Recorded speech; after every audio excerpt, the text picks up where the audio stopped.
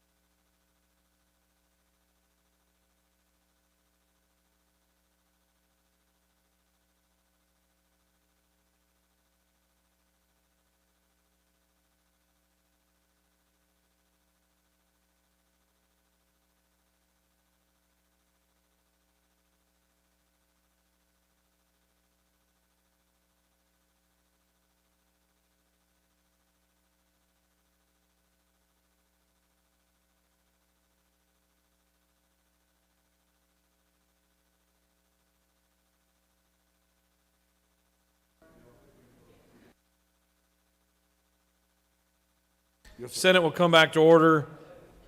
We're going to pick up debate on House Bill 605. The chair recognizes the senator from the 6th to speak to the measure.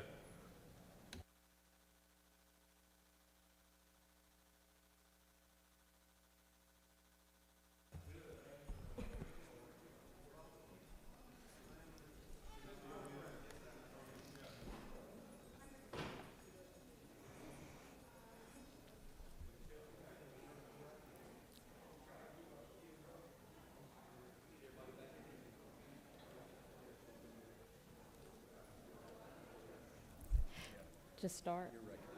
All right. Thank you, Mr. President.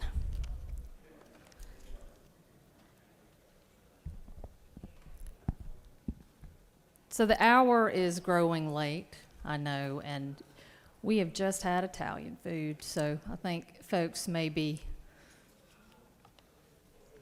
a little sleepy, but I think this is an important measure, and I think it deserves our attention.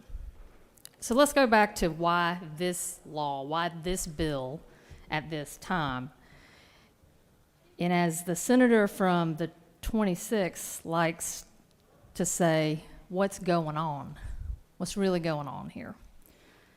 So this bill is the product of a case that was decided by the Georgia Supreme Court that just came out in December of 2020. Like the sponsor said, Nuckols versus State. In that case, an 80-year-old nursing home resident died of neglect.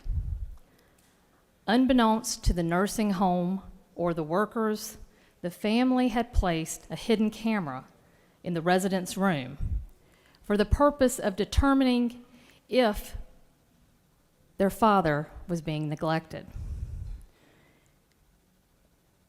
which is exactly what the family suspected. And for anyone who's ever used one of these devices, they are almost exclusively used when you suspect that a caregiver might be abusing or neglecting a vulnerable child or a senior adult. Hence the term we hear, nanny cams or granny cams. This 89-year-old elderly man was found unresponsive in his room by members of the nursing staff. But the nursing home workers, they didn't initiate CPR when they found him. And after it was clear that he was dead, they went about trying to hide their neglect of this poor man. They replaced a faulty oxygen canister.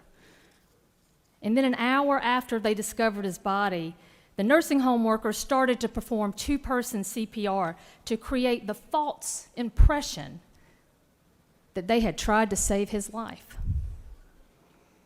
But they were not able to escape justice, nor was the nursing facility, because all of this was caught on video.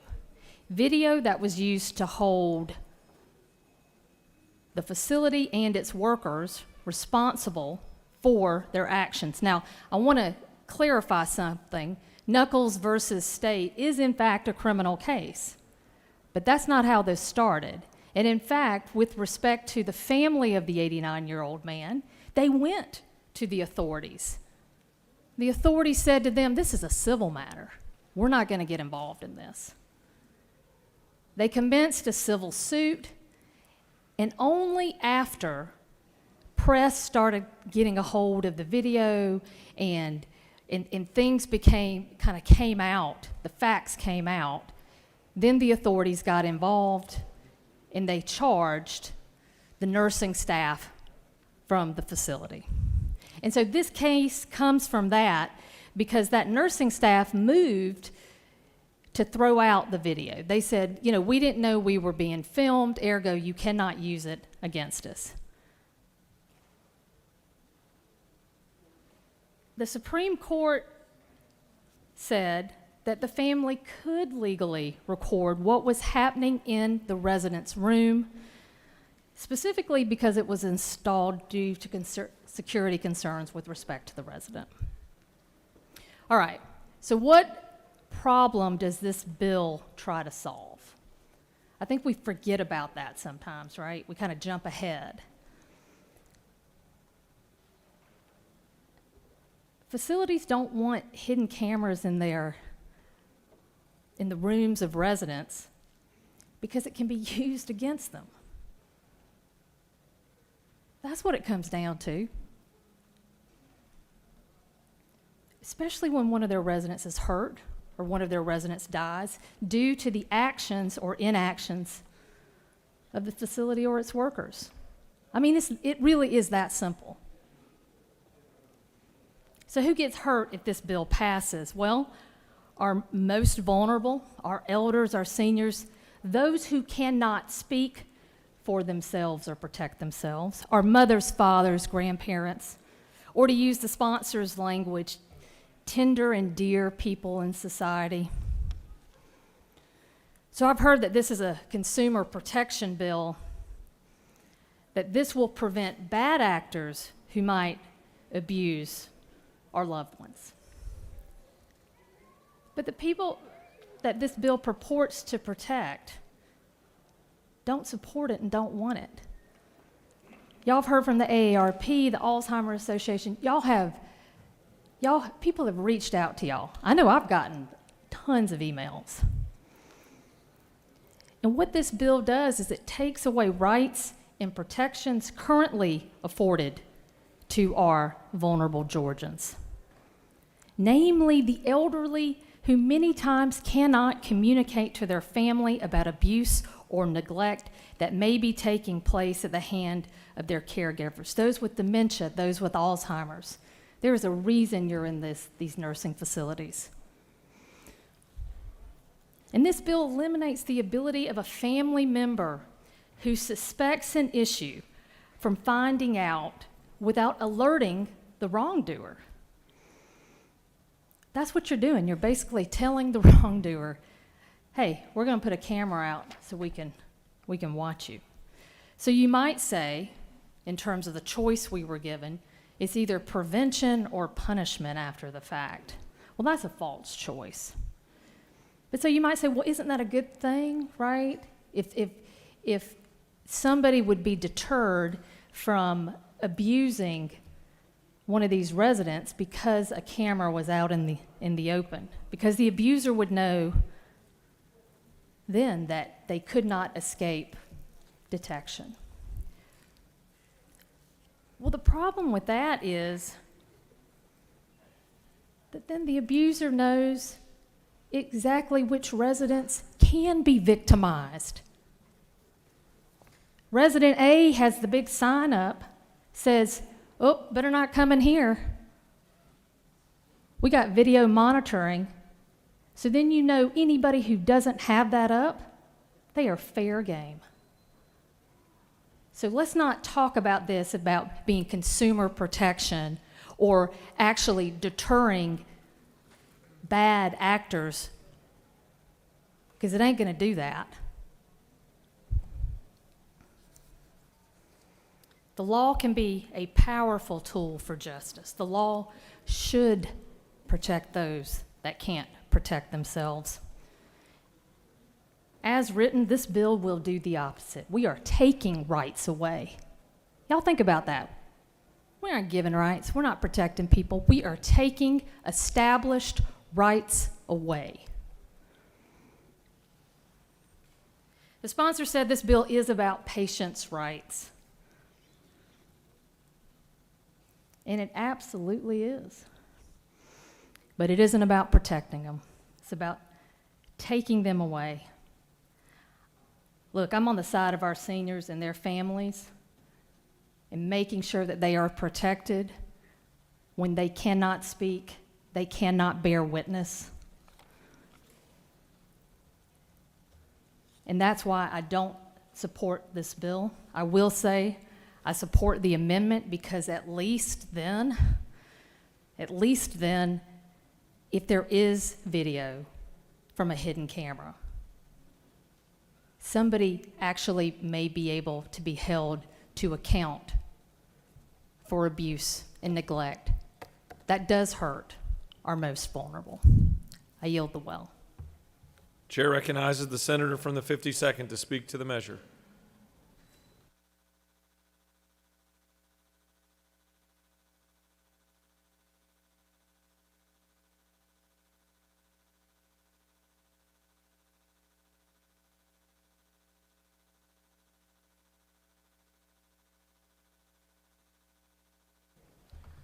Thank you, Mr. President. You know, on a lot of these issues, we have trial attorneys that are on one side or on the other of the issue, depending. I'm not up here as an attorney, but I am up here, I think, looking out for the patients.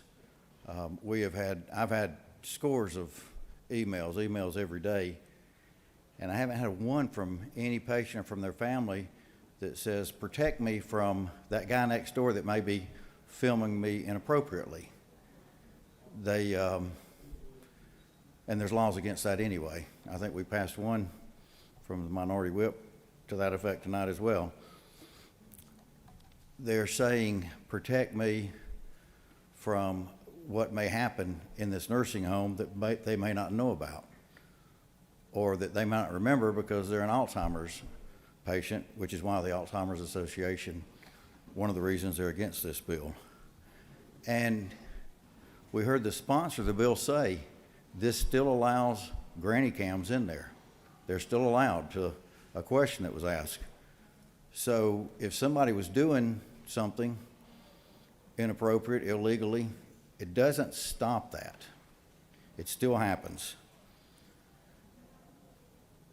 It just protects the owners of this from any civil liability.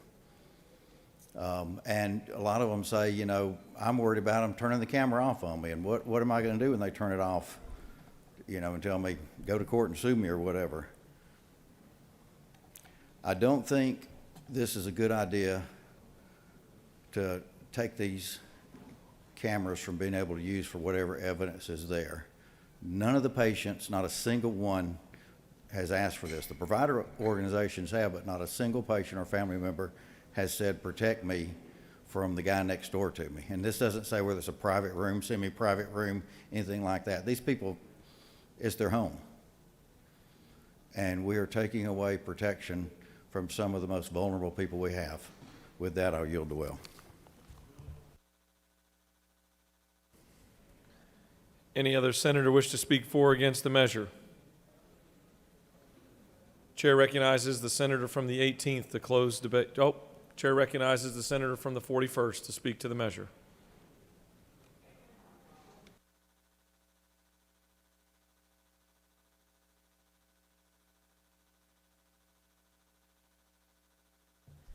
Thank you, Mr. President. I just want to take a moment to try to break this down really clearly as it relates to the amendment. The amendment would allow these hidden cameras that are already permissible in the base of the bill to be used when something bad happens to a senior citizen, and it will allow them to use that footage to help make that senior citizen and that family whole. So let's be clear, when you only can use a film in a criminal case, then it's only criminal charges that will be brought up. That does not provide any restitution to the elder person who experienced the abuse or to the family. But when we open it up and allow for this footage to be used for civil cases, then a family can be made at least closer to whole. I mean, let's be honest. You really can't pay somebody enough when they've experienced abuse. But it gets them closer to being able to be made whole. So if we don't pass this amendment, what we do is say, we're okay with the CNA or the lowest tech on the totem pole. We're okay if she, and it's probably going to be a she, goes to jail. But we don't care about the fact that the facility hired her and may even know that she has repeated incidences of abuse. So this is what we do. We take away a family's right, an opportunity to be made whole, when we deny them the right to use this footage for civil and administrative suits. So I urge you to vote yes on the amendment and then on the bill. With that, I yield the floor.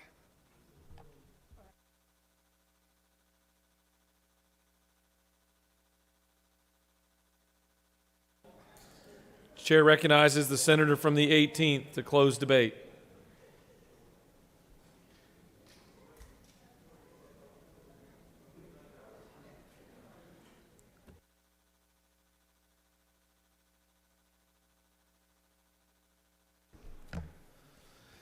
Thank you, Mr. President. Good evening, colleagues. I'll try to be short, but I need to address, quite frankly, several misstatements that have been made. We had some folks address this bill, and I appreciate the senator from the 25th and his compliments on bringing the bill. And I appreciate some of the other comments that were made as well. But with regard to the concern for Mama Flo, as we heard about in the discussion, who's concerned about someone getting in her liquor cabinet, she's still covered because it's a security issue. It's covered. I think there must have been a misunderstanding. Either I misspoke or maybe the senator hadn't read the bill. The cameras are not issued by the facility. The cameras are purchased by, put up by the family or by the resident. That's not something that the facility does. The problem is the amendment equals the Wild Wild West. It takes us right back to an area for these residents' homes in which hidden cameras can be anywhere and everywhere, even in rooms where multiple people live. And by its very definition of being a hidden camera, it means somebody in that room or multiple people in that room don't know it's in there. Now stop and think about that for a minute. It's a hidden camera. They don't know it's in there, but it's their home. It's where they live. And folks, this, as I told you in my opening comments, it's one choice or the other. There's not a middle ground for this. Either we're going to be about preventing abuse, or we're going to be about what the last senator who spoke about, money. You want to prevent abuse, or do you want this to be about money? The concern, or the statement that was made by the senator who first spoke said he didn't really see a reason for limiting a hidden camera. The problem is, folks, no one manages a hidden camera. It's there to capture whatever happens with whoever is there, regardless of how embarrassing or invasive it may be to somebody's privacy. This amendment equals no disincentive to use hidden cameras in a nursing home, which means an absolute de facto invasion of the privacy of those that don't know it's there. And there's no way around that. The senator from the 31st absolutely cut to the chase and asked the critical question that was better stated in the form of a question than anything I could have argued. When the question to the senator from the 25th was, would this amendment violate the roommate's rights? The senator deferred and said he'd have to get a legal opinion on that. Folks, you don't need a legal opinion for that. You need a little bit of common sense. Of course it violates the roommate's rights because they're being filmed and they don't know it. Of course it does. That's what this is about. It's about the respect and privacy of the other people that don't want to be privately surveilled. And so we've got to come up with some model, some sort of functional model that works inside these nursing homes, which, as I said in my opening, is a unique situation. It's not your home. It's not a hospital room. It's something in between, but it's where these folks live. It is their home. So yes, it absolutely would violate the roommate's privacy, and that is the point of all of this. This puts the idea of the value of a hidden camera above the rights of privacy of other people who are subjected to it but don't know that it's there. Cameras equal deterrence. Hidden cameras equal nothing but an after-the-fact documentation that may or may not be of some value. And I think the senator from the 11th probably stated it best when he said, you know, with regard to the comment from the 25th about a potential rape issue, cameras prevent the rape. The hidden camera just documents it.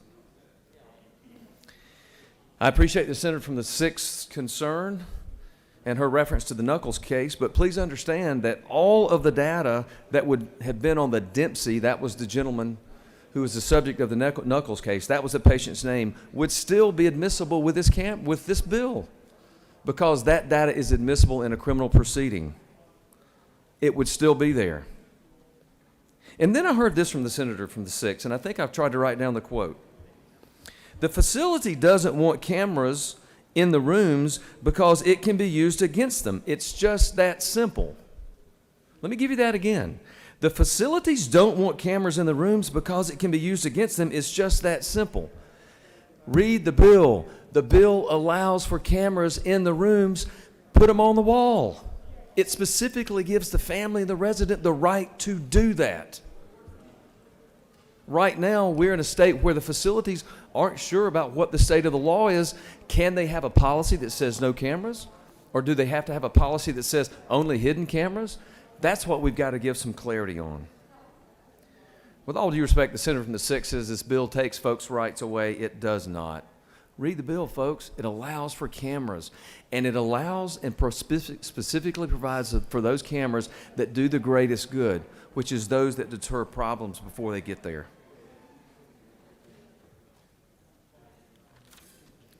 This bill doesn't take away any established rights. It sets the terms, and that's what we're supposed to do. Because right now, it's the wild, wild west when everybody can put a camera no matter who's in the room or not. Finally, I'm about to close, and I know you're glad to hear that. We heard about all the people that are against this. You don't have any letters from people that are against this. What you do have are letters on your desk of multiple organizations, some of which are in the nursing home industry, and some of which have the specific responsibility for taking care of patients and elderly people that support this. They say it is a balanced approach to this. And then we have a letter that clarifies, in fact, some of the misinformation that y'all have been getting.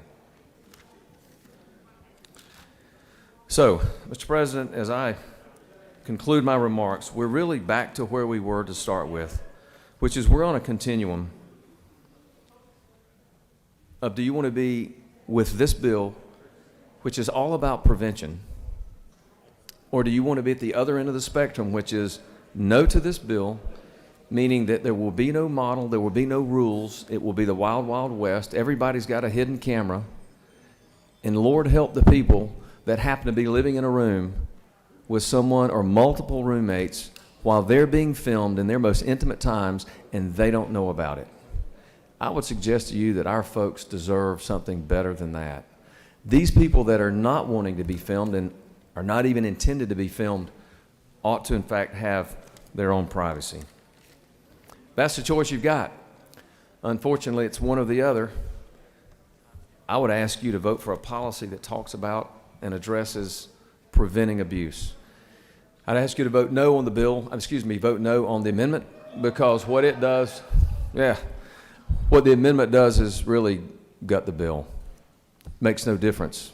And we've provided no guidance to the nursing homes if in fact that's the case. So please vote no on the amendment and then vote yes on the bill. And let's give some structure to our folks out there. Thank you, Mr. President. I yield the well. Senator has closed the debate. All right, first we're going to take up the amendment. Amendment by the senator of the 25th. The question is on the adoption of amendment number 1 by the senator from the 25th. All those in favor of the adoption of the amendment? Is there objection to adoption of the amendment? There is objection. All those in favor of the amendment, vote yea. Opposed, nay. The secretary will unlock the machine.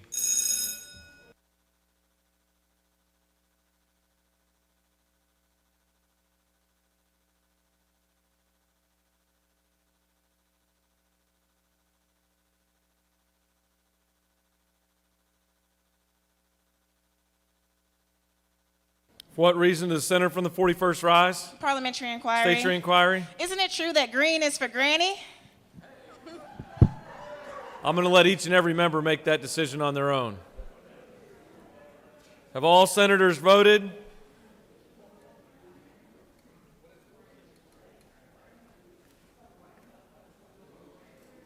Have all senators voted?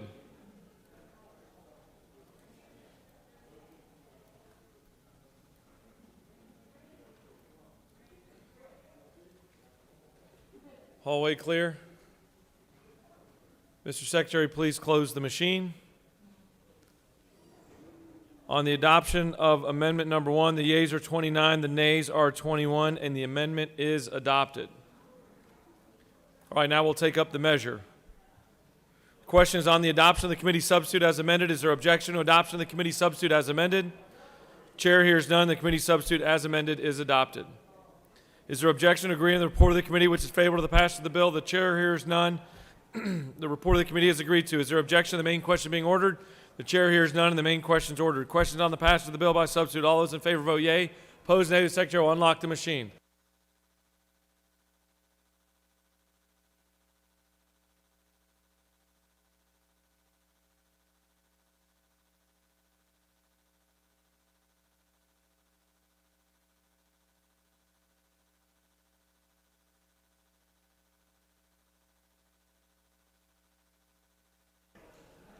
Have all senators voted?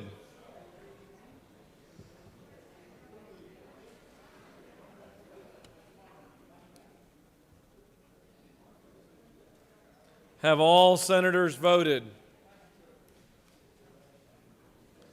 Mr. Secretary, will you please close the machine?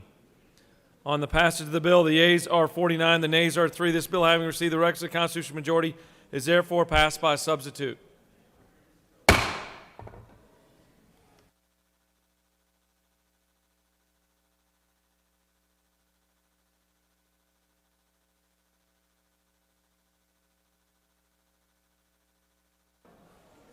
Did you find the budget? Chair recognizes the well-organized senator from the 19th. Thank you, Mr. President. You've been keeping me very busy today. Intentionally. I would like to move that the Senate adopt the conference committee report to House Bill 81, the 2022 budget. Mr. Secretary, can you please read the caption? Committee of Conference report on House Bill 81. The Committee of Conference on House Bill 81 recommends that both the House of Representatives and the Senate recede from their positions and that the attached Committee of Conference substitute to House Bill 81 be adopted. Respectfully submitted, Senator Tillery of the 17th, Senator Miller of the 49th, and Senator Dugan of the 30th. This completes the order, Mr. President. Chair recognizes the senator from the 19th to speak to his motion.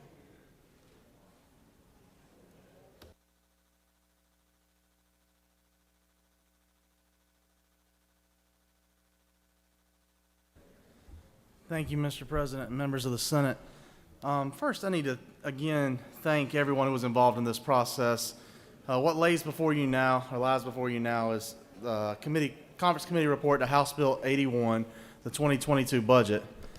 And this process would not have been possible without you, again, the subcommittee chairs who've worked so hard through the process, senators who brought their requests, and the Senate Budget Office. Again, I know we've done this one time already, but if y'all would give one more round of applause to Melody Debussy and the team over there.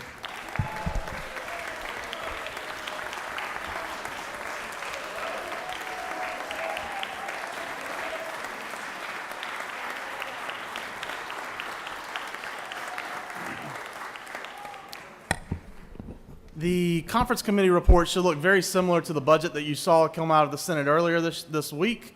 Appreciate your help with that. Roughly, I'd say 70 to 80% of the Senate positions were adopted. I'm going to run you through the big ones in just a minute, but I want to also let you know about a few other things that should have already been found on your desk.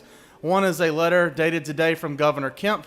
Governor Kemp's letter lays out questions that he heard from this body specifically, asking about how federal funds would be applied and moved around in the 2022 budget and how it would be reflected for that time period and how we would be involved. So please take a look at that letter. It's specifically written to address the concerns that he heard out of this chamber, and I want to take a special second to thank Governor Kemp for hearing our concerns, addressing them, and for his work with OPB. I've said it before, but I want to say it one more time. There is no chance that this budget would have run this smoothly had Governor Kemp not opened Georgia up as early as he did. Our budget reflects the revenues of this state and the growth of this state because Governor Kemp took a bold move at that time to reopen Georgia. Another sheet you'll see we'll have for you later is just some talking points as you go back home into your districts you could look at, but let me run you through the highlights of the changes, just the changes. If you're looking at the Judicial Council budget, you'll see that the Senate adopted the conference committee adopted the Senate's position on the kinship care grants, which were important to this body. We adopted the House's position on the prosecuting attorney's position on funding for a prosecuting attorney's council. I apologize. We also adopted the House's position on Superior Court Judge, senior court judges, while they adopted our position on law clerks. The House moved to the Senate's position in the conference committee report on the Supreme Court budget, and we went to the House's budget on the Government Transparency and Campaign Finance Commission lines. In the Department of Agriculture, we did agree with the House and add back one soil scientist, one compliance specialist, and 2 vehicles pursuant to House Bill 1057, which again was something that was brought up in this chamber. And the House went to our line plus some for the Southwest Georgia project, which is a community food hub to bolster Southwest Georgia farmers. In the behavioral health lines, you'll see that we did agree early on, to about $40 million in ads from the House. The conference committee agreed to a $1.5 million ad for respite care services for rural communities and also for a $100,000 ad for Rockdale Cares for respite services. In the budget for community affairs, you'll see that we adopted the House's position on the Regional Commission for Area Aging, and that the House adopted our position on preservation of historic sites and on the Community Outreach and Action Food Bank.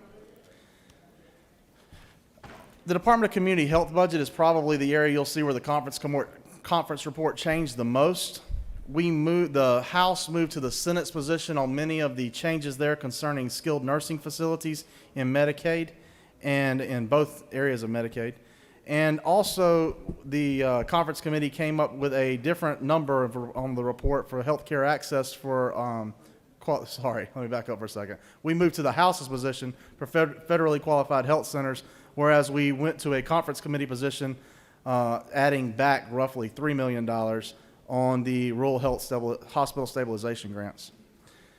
The House moved to our position on South Central primary care centers dental programs, which again was a priority and a position of this body.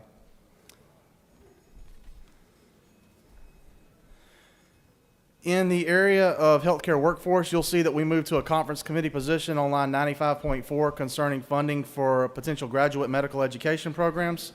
Again, that was closer to the Senate's position. And we went to the House's position on funding young farmer positions in Fulton County, Pickens County, Ware County, and in Worth County. This budget also funds the LETS program, the Law Enforcement Teaching Students program, which I know is important to our Public Safety Subcommittee. And this budget also adopts the Senate position on a very important item to this body, funding for Senate Bill 48, which I know was championed by the senator from the 42nd, which completely funds screening, mandated screening for state educational agencies for dyslexia specialists, which again, this body supported and we've heard about in the halls for a while. The conference committee adopted a moderate position on testing, adding back a little bit of the ads there, and the conference committee took the Senate's position minus about $220,000 on funding the Office of Health Strategy and Coordination. The conference committee took the Senate's position on the Broken Shackle Ranch, as well as in funding court-appointed special advocates in Eccles, Henry, and Louds County, 3 counties that did not have that program. The conference committee also took the Senate's position on increasing funds to support community partnerships to stem learning loss due to the COVID-19 pandemic for K-12 students, and we look forward to the partnerships that we know are already developing with agencies there. The conference committee took the Senate's position on out-of-home care, and we look forward to that priority being met. That's $6.7 million, again, to fund therapeutic care for foster kids throughout our state. The conference committee also took a moderated position, but closer to the Senate's position, on FODAC, Friends of Disabled Adults and Children, as well as the Senate's position on increasing funds for personnel for 2 safety fire educators. On the GBI budget, you'll see that the conference committee took the Senate's position on expanding a forensic pathology fellowship program with the Medical College of Georgia, and that the conference committee took the Senate's position on adding back a little bit of money for the Criminal Justice Coordinating Council for local grants that we had placed in our budget and was important to our Public Safety Subcommittee. The conference committee also took a number that was slightly higher than the Senate's number for increasing funds to provide a 2% increase for domestic violence shelters, and we backed off to the House's position to increase funds to fully fund 2 domestic violence shelters that had been partially funded in FY 2020. The conference committee took the Senate's position on increasing funds for sexual assault centers. In the Department of Labor, you'll see the conference committee took the Senate's position on fully funding the Chief Labor Officer position. We also added money in conference to create 2 new job classes to retain experienced sworn personnel in the Department of Natural Resources, and you'll see that position reflected in public safety several times. And we added $2.8 million to increase funds for state parks and outdoor recreational areas.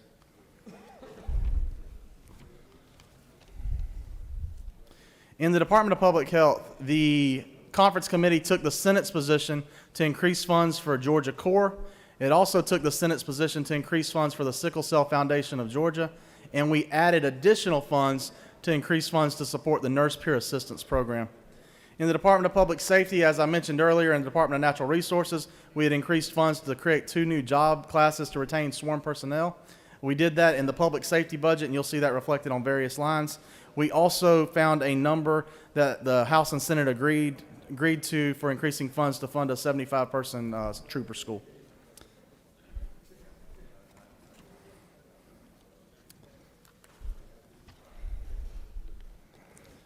On the DOT budget, or the Department of Transportation budget, the Senate receded to the House position on funds for the Athens-Clarke County Transit Project, as well as the Metropolitan Atlanta Rapid Transit Authority project at the Bankhead Station, and those will both be funded. We also increased funds for for the Freight and Logistics Plan in conjunction with the Georgia Commission on Freight and Logistics at $1 million, and added $500,000 in planning for one-time funds for a strategic development initiative for regional transportation on the I-75 corridor. In the Veterans budget, you'll see the Department of Veterans budget that we added $1 million to provide funds to create the Veterans Cemetery in Augusta, Richmond County, Georgia, pursuant to House Resolution 77.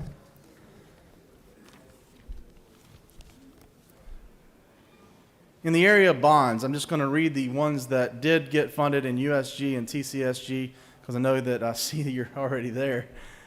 The Senate and House agreed, the Conference Committee agreed to fund the Georgia Southern University Jack and Ruth Ann Hill Convocation Center, to fund the purchase of equipment at the Convocation Center at Georgia State University, to fund design of the Gateway Building and infrastructure at Georgia Gwinnett College, to fund the Christenberry Fieldhouse renovations at Augusta University, to fund the construction of the Bandy Gymnasium renovations at Dalton State College, to fund planning, design, and construction at the Andrews Center renovation at College of Coastal Georgia, to fund the MR&R bonds for our public library system, to fund libraries in the South Columbus Public Library Edition in Columbus, Muskogee County, Georgia, to fund the Thomas County Public Library in Thomasville, Georgia, and to fund the Gritters Library in Cobb County.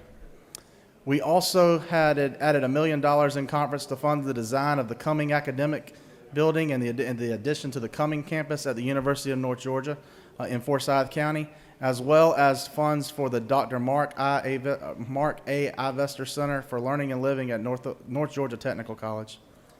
The conference committee also funded the Technical and Industrial Education Building at Southern Regional Technical College in Moultrie, as well as 3 commercial truck driving facilities and diesel technology programs at Georgia Piedmont Technical College, Atlanta Technical College, and Wiregrass Technical College in Coffee County. Mr. President, that's an overview of the highline items from the conference committee report. I appreciate the members of this body allowing me to be in this position and represent you on that conference committee, and I hope this is a budget that all of you can be proud of. Mr. President, if there are no questions, I'll yield the will. You have a question. Chair recognizes the senator from the 42nd to your left. Thank you, Mr. President. Does the chairman yield? Yes, ma'am. Thank you so much for your hard work on this, and thank you to our staff. We all appreciate it. This, I'm just hoping you can clear something up for me that occurred to me when I was reading Governor Kemp's letter. So it says that the governor does not believe that any of the state fiscal relief funds may be used to offset lost revenue. But in our case, it might appear that we will not actually have that revenue hole to be able to use it for that purpose. Am I reading that correctly? You are, yes, ma'am. Because Governor Kemp took the proactive step, again, controversial at the time, to really reopen Georgia and reopen Georgia early, we've not seen the lost revenue that would trigger that portion of the American Recovery Plan. So can I follow up on that, Yes, if you'll yield? Then I don't understand why we still have austerity cuts in the budget. Oh, I'm so glad you asked that question. Thank you. And these are on my desk if you'd like for me to bring them, pass them out to you later. We've got the school system financials for all 180 school systems in Georgia and the amounts of money that they've received in federal funds, as well as what the reduction they received from austerity. And if you look at those numbers there, after this budget, the total amount of reduction in austerity would be roughly $382 million, whereas their total federal funds received during this time is $6,888,156,112. So the reduction of the 382 is, I won't say minuscule because dollars do matter. I understand that, but I would say pennies on the dollar to the federal ads. Do you further yield? Yes, ma'am. Well, I understand that we have federal money coming in this year, and so I, don't necessarily agree, but I can see the logic, as you stated, behind retaining austerity cuts, even though I don't agree with it. But what about all the other departments that we cut back in June? Yes, ma'am. We added back substantially in many of those areas, and you'll see that we took some of those reductions that may have been strategic at the time and spread those the monies that we were able to recover in those areas to other areas like the Department of Behavioral Health and to fund Senate Bill 48.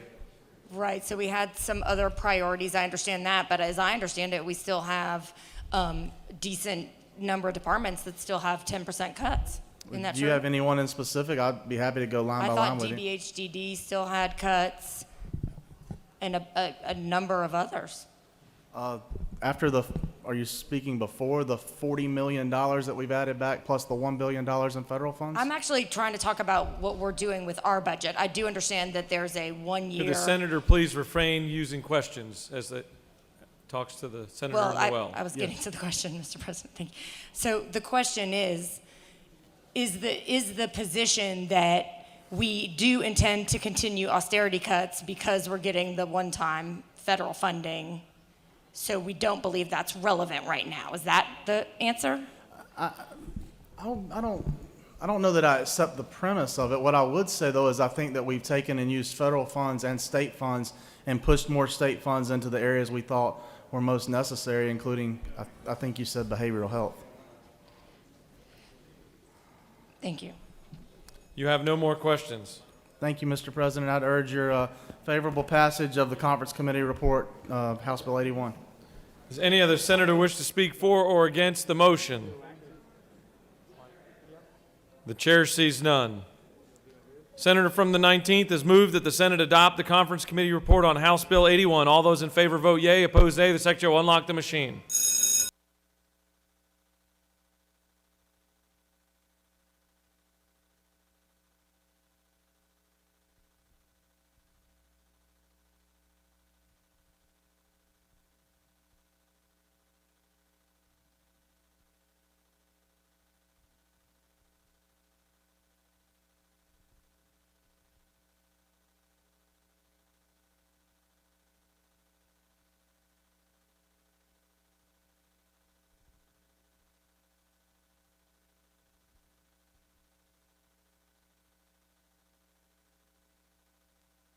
Have all senators voted? For what purpose does the Majority Leader rise? Does green stand for getting to go home? Let me check with the senator from the 41st. We get a thumbs up. Have all senators voted? Mr. Secretary, please close the machine. On the passage of the motion, the yeas are 52, the nays are 0, and the Senate has adopted the Conference Committee report on House Bill 81.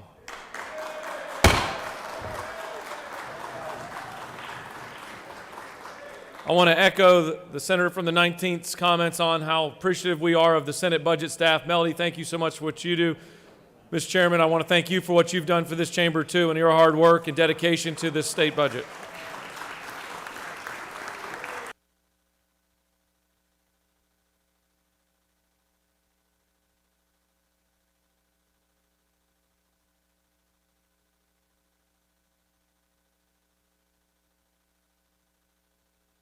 Chair recognizes the senator from the 56th for a motion.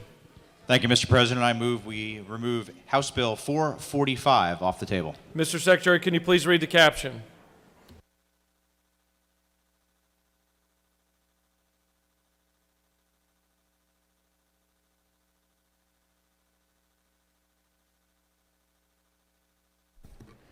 House Bill 445 by Representative Spruce of the 61st and others. A bill to be entitled an act to amend an act to incorporate the city of South Fulton in Fulton County, Georgia, approved April 26, 2016, as amended so as to change the corporate boundaries of the municipality, to provide for related matters, to repeal conflicting laws, and for other purposes. The Senate Committee on State and Local Government Operations recommends that this bill do pass by substitute. Respectfully submitted, Senator Anderson of the 24th, Chairman. The Senate Committee on State and Local Governmental Operations offers the following substitute to House Bill 445. A bill to be entitled an act to amend an act to incorporate the city of South Fulton in Fulton County, Georgia, approved April 26, 2016, as amended so as to change the corporate boundaries of the municipality and for other purposes. This completes the order, Mr. President. Senator from the 56th has asked for unanimous consent for House Bill 445 to be taken off the table. Is there objection? Chair hears none, and House Bill 445 is removed from the table. The chair recognizes the senator from the 56th to speak to the measure. Thank you, Mr. President. Earlier today, we took this off the local consent calendar because there were some concerns and communication that needed to be addressed. I want to specifically thank the senator from the 39th, who unfortunately can't be with us, for her great work, as well as the delegations from the city of South Fulton, Fulton County, and the city of Atlanta. This will allow for some unincorporated areas to be moved into the city. This is a good bill, and I ask your favorable consideration. I yield the well. Senator has yielded the well. Does any other senator wish to speak for or against House Bill 445? The chair sees none. The question is on the adoption of the committee substitute. Is there objection to adoption of the committee substitute? The chair hears none. The committee substitute is adopted. Is there objection to agreeing to the report of the committee which is favorable to the passage of the bill? The chair hears none. The report of the committee is agreed to. Is there objection to the main question being ordered? The chair hears none. The main question is ordered.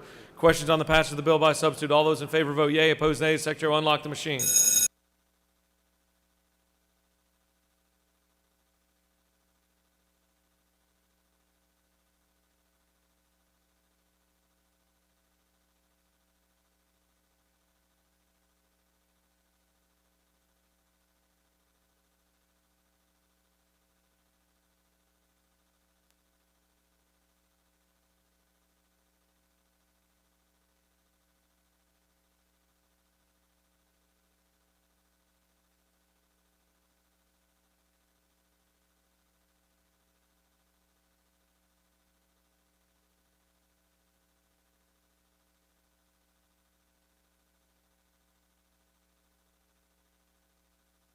Have all senators voted?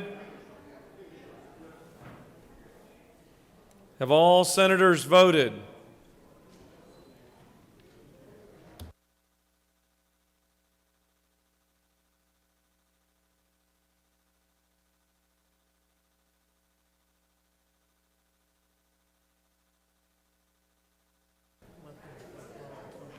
Mr. Secretary, please close the machine. On the passage of the bill, the yeas are 52, the nays are 0. This bill, having received the requisite constitutional majority, is therefore passed by substitute.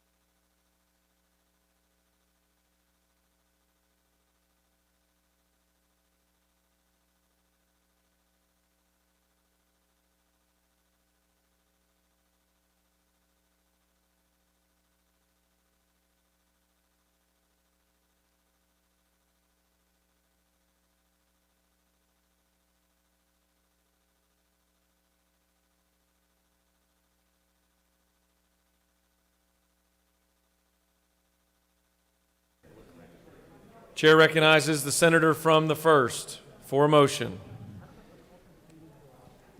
Thank you, Mr. President. I move that the Senate agree to the House amendment to the Senate amendment to House Bill 290 as amended by the Senate for Amendment 3. For what purpose does the senator from the 11th rise? Mr. President, I move to table House Bill 290.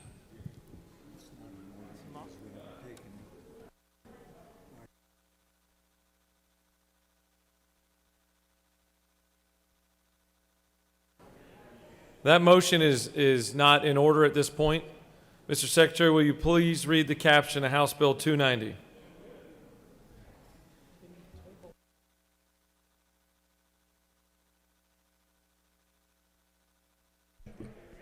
House Bill 290 by Representative Setzler of the 35th and others.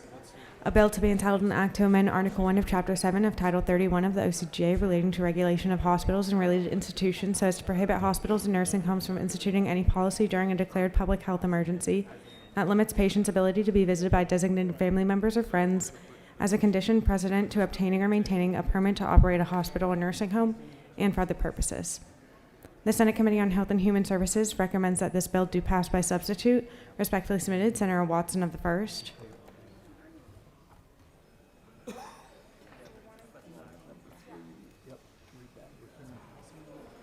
The House offers the following amendment. Amend to the Senate substitute to House Bill 290 by striking lines 1 through 42 and inserting in lieu thereof the following. To amend Chapter 7 of Title 31 of the OCGA relating to regulation and construction of hospitals and other healthcare facilities and for other purposes.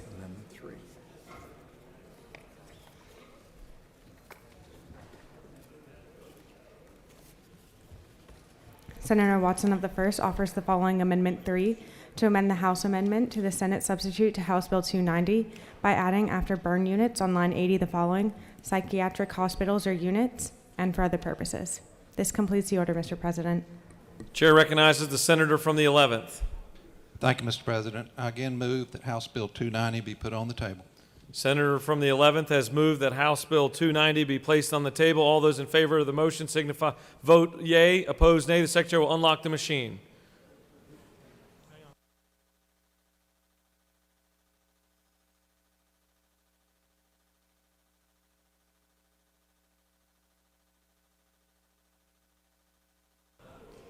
This vote is to place House Bill 290 on the table, just for clarity.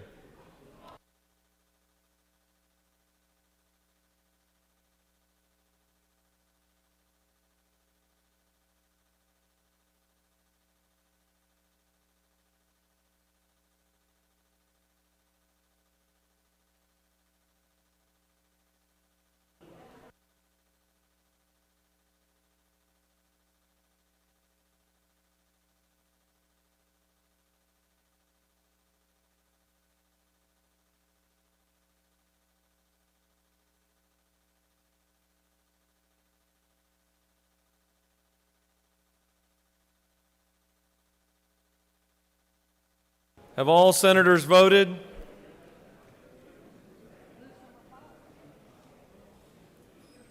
Have all senators voted? Mr. Secretary, please close the machine. On the motion to place House Bill 290 on the table, the yeas are 42, the nays are 10, and House Bill 290 is placed on the table.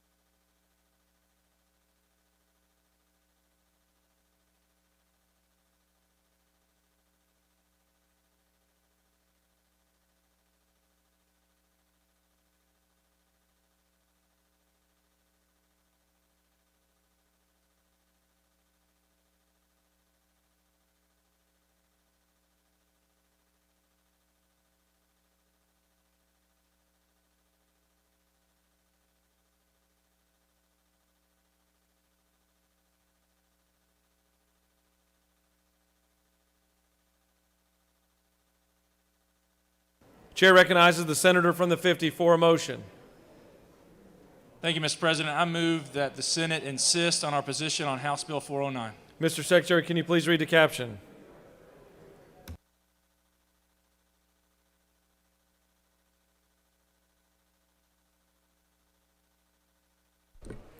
House Bill 409 by Representatives Gunter of the 8th and others. A bill to be entitled an act to amend Article 4 of Chapter 15 of Title 45 of the OCGA relating to counsel for public officials and agencies so as to provide for a process for state-funded representation of certain judges in legal action resulting from performance or non-performance of their official duties, to provide for a definition, to establish the Judicial Legal Defense Fund, and for other purposes. This completes the order, Mr. President. Does the senator from the 50th wish to speak to his motion? He waives. The senator from the 50th has asked for the Senate to insist on our position for House Bill 409. Is there objection? The chair hears none, and the Senate has insisted on our position for House Bill 409.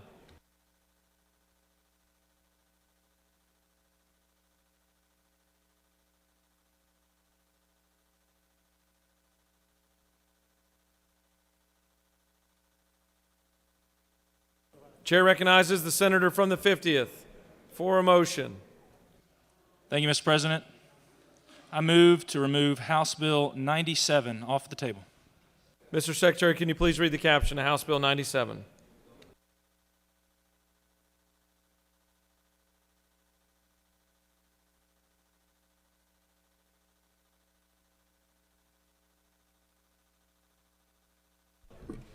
House Bill 97 by Representatives Leverett of the 33rd and others. A bill to be entitled an act to amend Article 2 of Chapter 9 of Title 15 of the OCGA relating to jurisdiction, power, and duty so as require and to provide for an oath for certain clerks of the probate court and for other purposes. The Senate Committee on Special Judiciary recommends that this bill do pass. Respectfully submitted, Senator Jordan of the 6th, Chairman. This completes the order, Mr. President. Senator from the 50th has asked for House Bill 97 to be taken off the table. Is there objection? The chair hears none, and it's removed from the table. The chair recognizes the senator from the 50th to present the measure.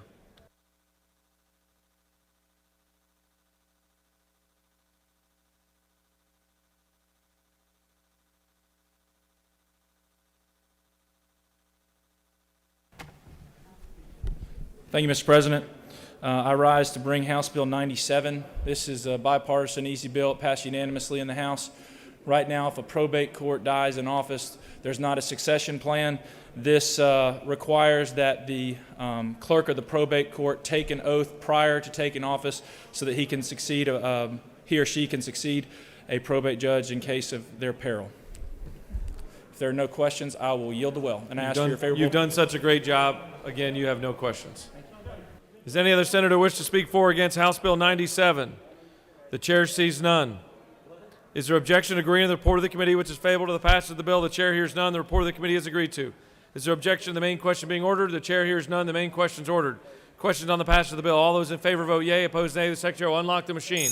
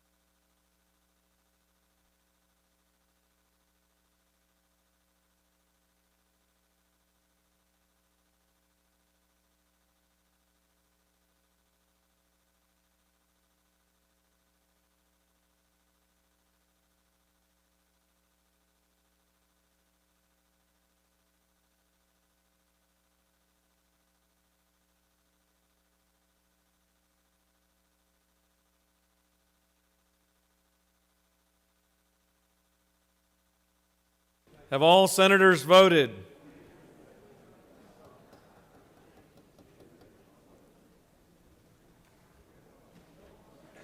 Have all senators voted?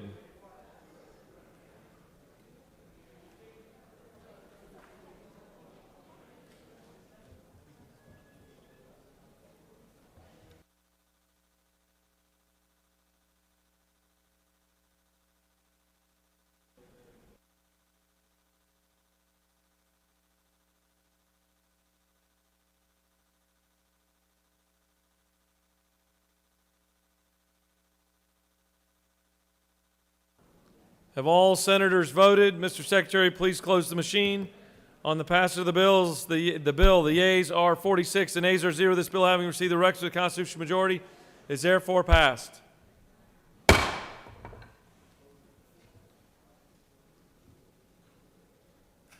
Chair recognizes the distinguished Rules Chairman for a motion. Mr. President, I would love to make a motion, but I think it's, oh, here we go. I ask to agree with the House position for House Bill 392. Can we take it off the table first? I move to take the House Bill 392 off the table.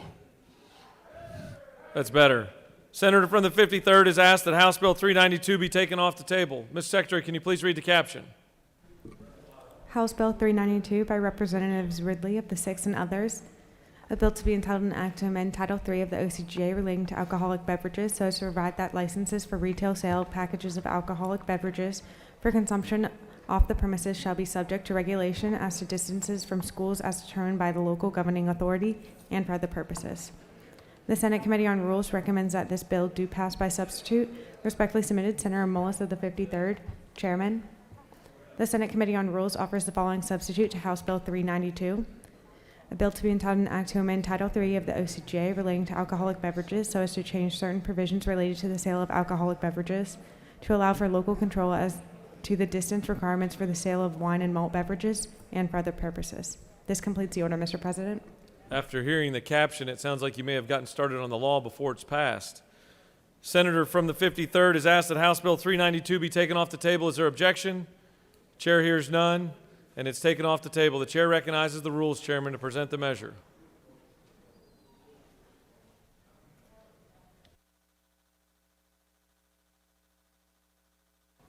Thank you, Mr. President.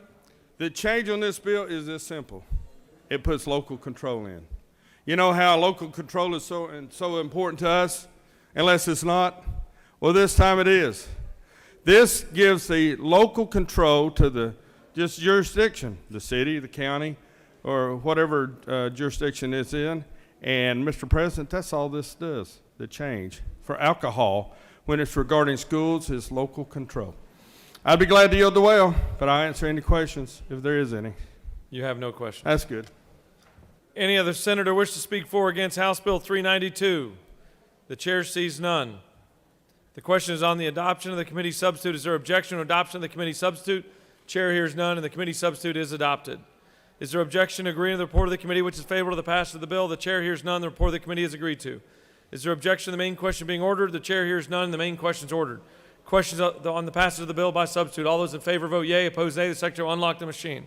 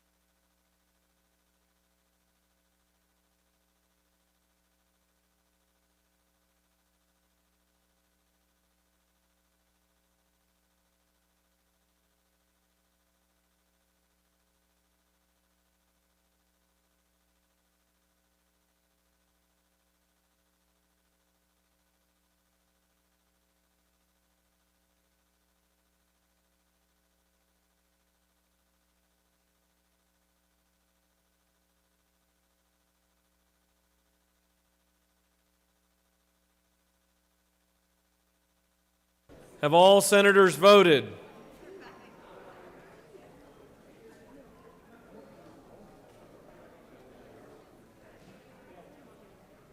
The Rules Chairman needs to vote for his own bill.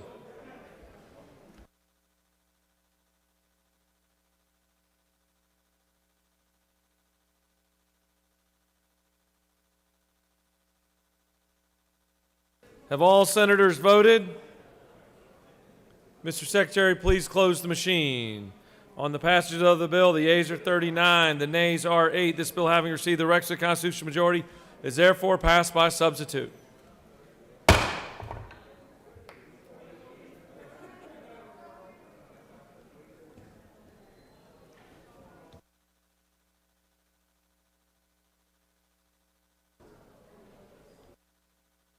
Chair recognizes the senator from the 3rd for a motion. Mr. President, I ask for unanimous consent that House Bill 258 is taken from the table. Ms. Secretary, can you please read the caption?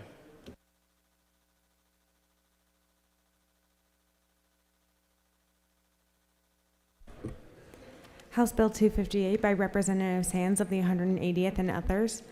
A bill to be entitled an act to amend Chapter 6 of Title 16 of the OCGA relating to sexual offenses so as to provide a response to State v. Williams 2020, GA Lexus 85, to provide that when a victim is under the age of 16, consent of a victim shall not be a defense to a prosecution for sodomy and for other purposes. The Senate Committee on Judiciary recommends that this bill do pass. Respectfully submitted, Senator Strickland of the 17th, Chairman. Senator Strickland of the 17th and others offers the following Amendment 1 to amend House Bill 258 by inserting between a code section and the period on lines 14 and 20 the following. Provided, however, that if at the time of the offense the alleged victim is at least 13 but less than 16 years of age and the accused is 18 years of age or younger and no more than 48 months older than the alleged victim, this subsection shall not be applicable. This completes the order, Mr. President. Senator from the 3rd has asked for House Bill 258 to be taken off the table. Is there objection? Chair hears none, and it's taken off the table. The chair recognizes the senator from the 3rd to present the measure.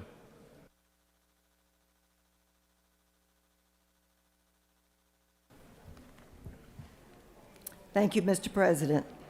This is a great bipartisan bill. It passed the House with 0 nay votes. This bill concerns crimes committed against children. I can tell you there is no worse crime than one committed against a child, especially when the crime is sexual in nature. Our children rely on us to protect them from harm. This is a simple bill designed to close the loophole that the Georgia Supreme Court highlighted in State versus Williams. This bill will make it clear that a child victim under the age of 16 should not constitute a viable legal defense against charges of aggravated sexual assault and aggravated sexual battery. This bill will solve issues like the one seen in Georgia versus Williams, where the Court of Appeals reversed a conviction for aggravated sexual battery based on a child's victim capacity to consent. That victim was a 4-year-old child. This bill will close the loophole that almost allowed a child predator back on the streets. As a mother and grandmother, I believe it's our duty to protect our children from those sorts of despicable and deviant predators. There is also this bill from Senator from the 17th, and I would like for you to accept that also. Thank you. Senator has yielded the well. The chair recognizes the senator from the 17th to speak to amendment number 1.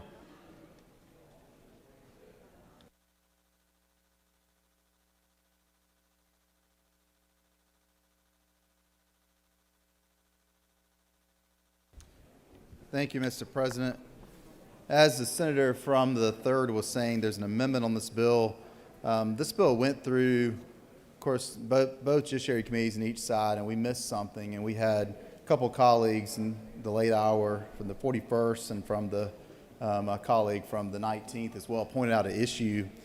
What the bill deals with is whether or not you have to prove as an element of sexual battery or aggravated sexual battery whether or not the child under the age of 16 actually consented.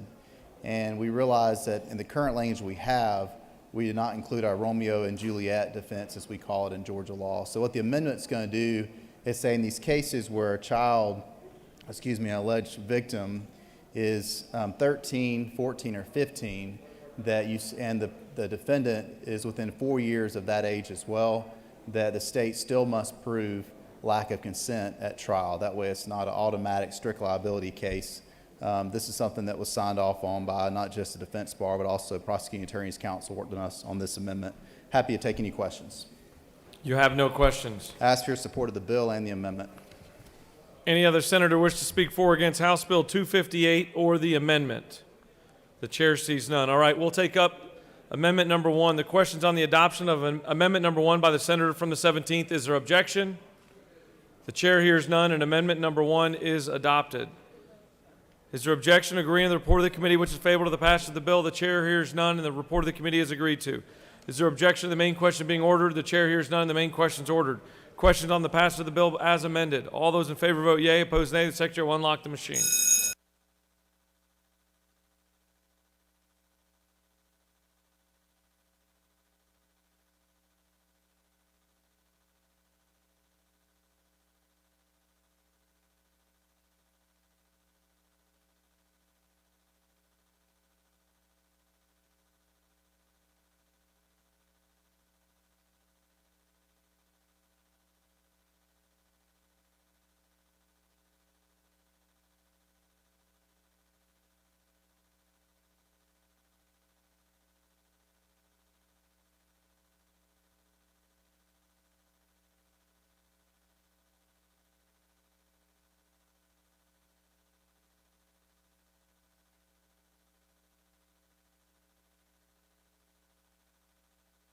Have all senators voted? Have all senators voted?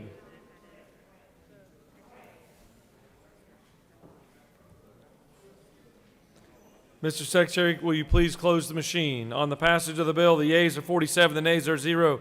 This bill, having received the requisite constitutional majority, is therefore passed as amended.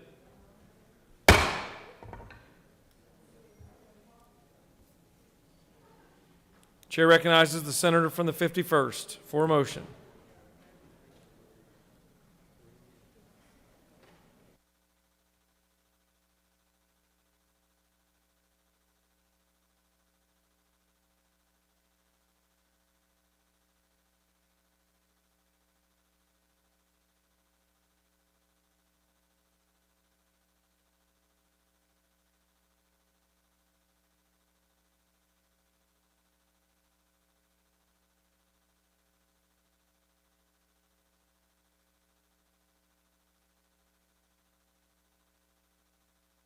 Chair recognizes the majority whip for a motion.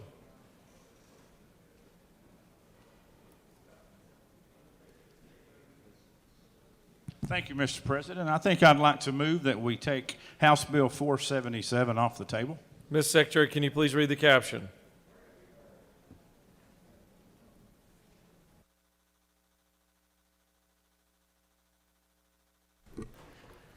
House Bill 477 by Representative Watson of the 172nd and others. A bill to be entitled an act to amend Code Section 48-7-29.12 of the OCGA relating to tax credit for qualified donation of real property, carryover credit, appraisals, transfer of credit, and penalties so as to extend the sunset date for applications for the tax credit for qualified donations of real property, to repeal conflicting laws, and for other purposes. The Senate Committee on Rules recommends that this bill do pass by substitute. Respectfully submitted, Senator Mullis of the 53rd. The Senate Committee on Rules offers the following substitute to House Bill 477. A bill to be entitled an act to amend Code Section 48-7-29.12 of the OCGA relating to tax credit for qualified donation of real property, carryover credit, appraisals, and for other purposes. This completes the order, Mr. President.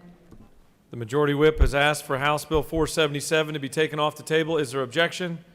Chair hears none, and it's removed from the table. The chair recognizes the majority whip to present the measure. Thank you, Mr. President. Senators, this is a bill that you've seen many times. This bill preserves land in Georgia, conservation measures that gives tax credits to those who want to preserve their real estate into perpetuity. This bill just extends the sunset to 2026, and it also puts a $20 million cap on it, which is lower than the previous bill that we passed 4 years ago. Mr. President, I'll yield the floor. Senator has yielded the well. Does any other senator wish to speak for or against House Bill 477? The chair sees none. The question is on the adoption of the committee substitute. Is there objection to adoption of the committee substitute? Chair hears none. The committee substitute is adopted. Is there objection to agreeing to the report of the committee which is favorable to the passage of the bill? The chair hears none. The report of the committee is agreed to. Is there objection to the main question being ordered? Chair hears none. The main question is ordered. Question on the passage of the bill by substitute. All those in favor vote yea. Opposed, nay. The secretary will unlock the machine.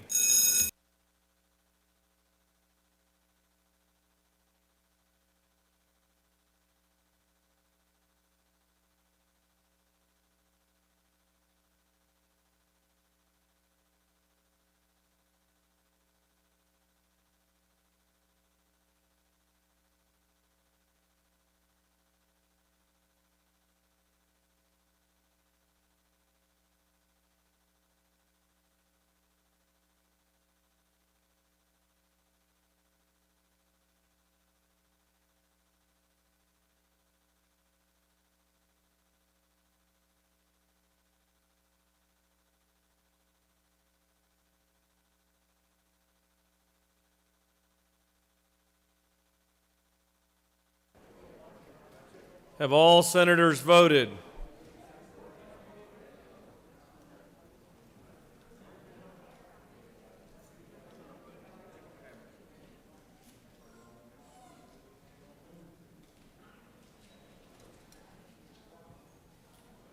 Have all senators voted? Hallways clear. Mr. Secretary, will you please close the machine? On the passage of the bill, the yeas are 47, the nays are 0. This bill, having received the requisite constitutional majority, is therefore passed by substitute.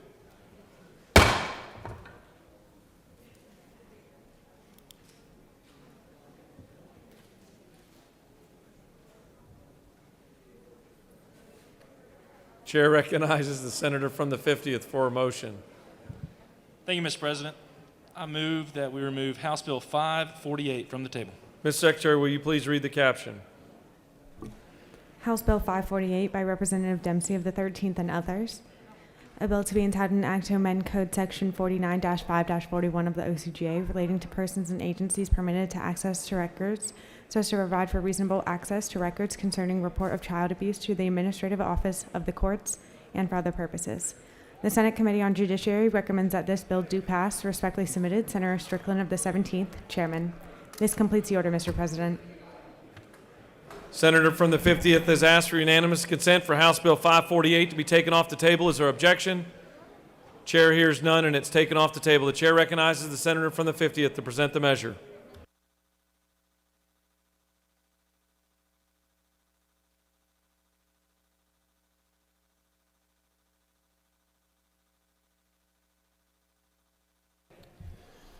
Thank you, Mr. President. I rise to present House Bill 548.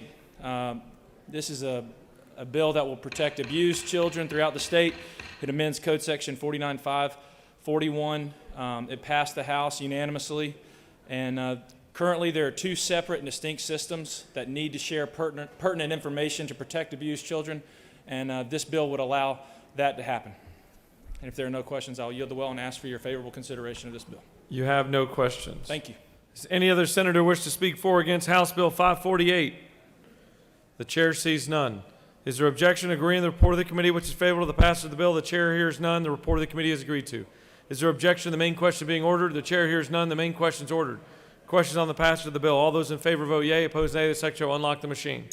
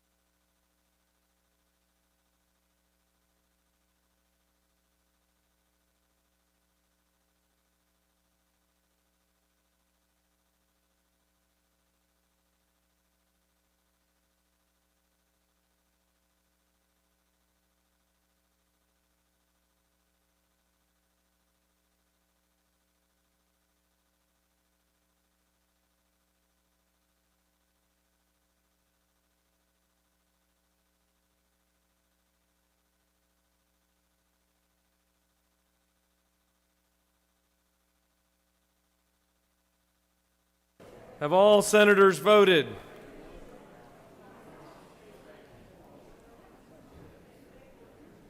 Mr. Secretary, will you please close the machine? On the passage of the bill, the yeas are 48, the nays are 0. This bill, having received the requisite constitutional majority, is therefore passed.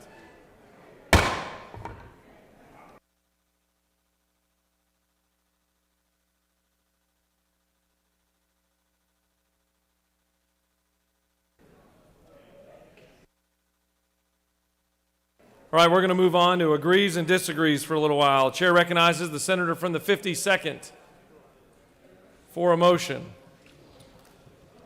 Mr. President, I move that the Senate agree to the House substitute to Senate Bill 201.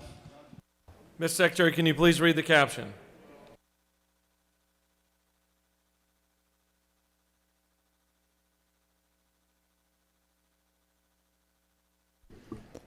Senate Bill 201 by Senator Hofstetler of the 52nd. A bill to be entitled an act to amend Article 2 of Chapter 2 of Title 48 of the OCGA relating to the administration of revenue and taxation so as to require financial institutions to provide certain information related to delinquent taxpayers to the Department of Revenue under certain conditions and for other purposes. The House offers the following substitute to Senate Bill 201.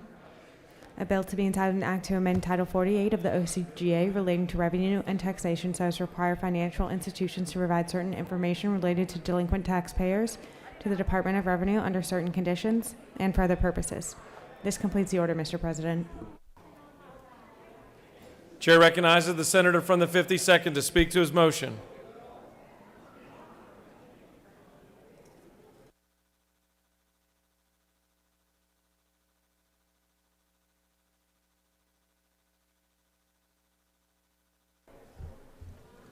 Thank you, Mr. President. This original bill that we did, 201, was a departmental bill that would let them use data analytics, informatics to obtain assets in a bank that had already been a judgment issued on and clearly over to the state. The House has added on a substitute section, and my understanding is everybody in the Fulton and Gwinnett County delegations, bipartisan, are in agreement with that says that their tax commissioners will not be able to increase fees simply to raise their salary. Apparently there was one that was trying to double their salary almost in the process. And so this is a request, again, bipartisan from those two county delegations to add this on, and I agreed to it. If there's no questions, I'll yield the well. You have no questions. Does any other senator wish to speak for or against the motion? The chair sees none. The senator from the 52nd has moved that the Senate agree to the House substitute to Senate Bill 201. All those in favor vote yea, opposed nay. The secretary will unlock the machine.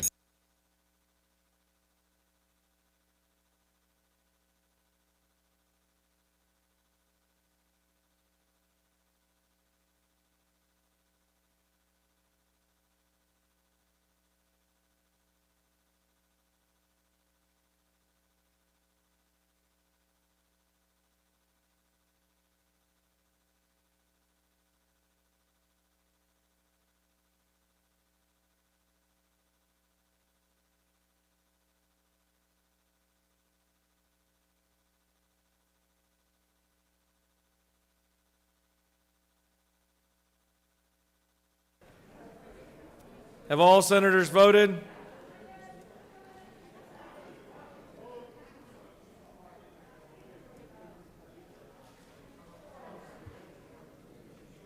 Have all senators voted?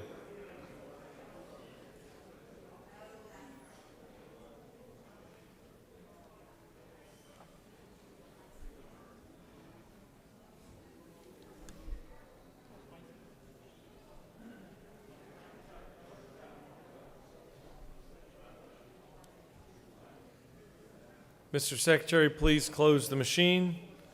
On the motion, the yeas are 47, the nays are 0, and the Senate has agreed to the House substitute to Senate Bill 201.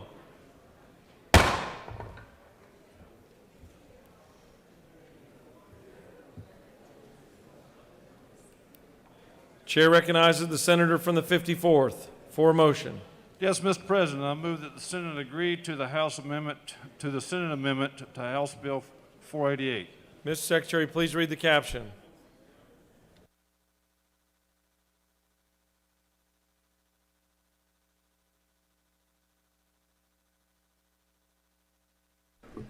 House Bill 488 by Representative Scoggins of the 14th and others. A bill to be entitled an act to amend Title 15 of the OCGA relating to courts so as to provide for an increase in the minimum compensation for chief magistrates and for other purposes. The Senate Committee on State and Local Governmental Operations recommends that this bill do pass. Respectfully submitted, Senator Anderson of the 24th. The House offers the following amendment. Amend the Senate Floor Amendment 1 to House Bill 488 by striking the language contained within such amendment in its entirety. This completes the order, Mr. President. Chair recognizes the senator from the 54th to speak to his motion. Thank you, Mr. President. Friends, this morning we added an amendment to House Bill 488. And you know how it is, if you ask 4 different attorneys an opinion, you'll get 8 different answers. So this is the House's version. They would rather go back to the original language, and this is the magistrate court, the pay raises for magistrate judges across our state. This is too important of an issue for us to get hung up in legalese politics. So let's just go ahead and pass this out and go ahead and get our magistrate court judges the raises they deserve. Thank you, Mr. President. I'll yield the well. Senator has yielded the well. To the point. Any other senator wish to speak for or against the motion?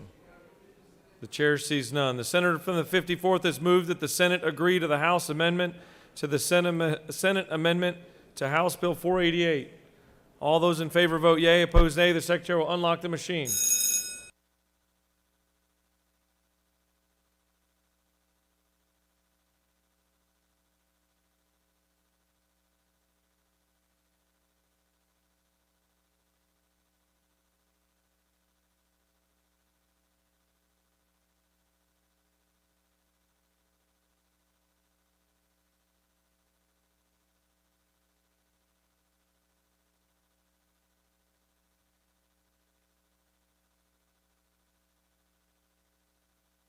Have all senators voted?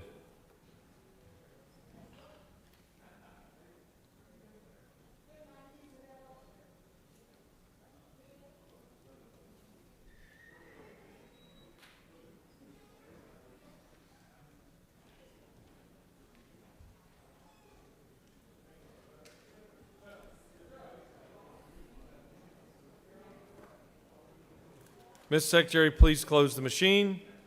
On the motion, the yeas are 48, the nays are 0, and the Senate has agreed to the House amendment to the Senate amendment to House Bill 488.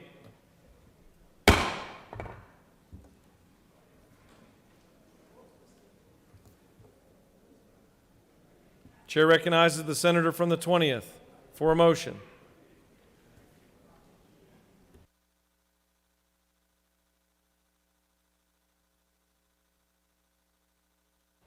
Thank you, Mr. President. I move that the Senate agree to the House substitute to SB 218 as amended by the Senate. Ms. Secretary, please read the caption.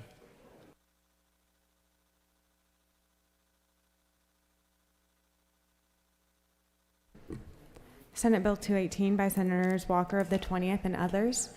A bill to be inside an act to amend Chapter 5 of Title 45 of the OCGA relating to vacation of office so as to provide for the suspension of compensation for certain public officers who are suspended because of an indictment for a felony and for other purposes. The House offers the following substitute to Senate Bill 218. A bill to be entitled an act to amend Article 1 of Chapter 18 of Title 15 of the OCGA relating to general provisions regarding prosecuting attorneys so as to create the Prosecuting Attorneys Oversight Commission and for other purposes. These are just initials.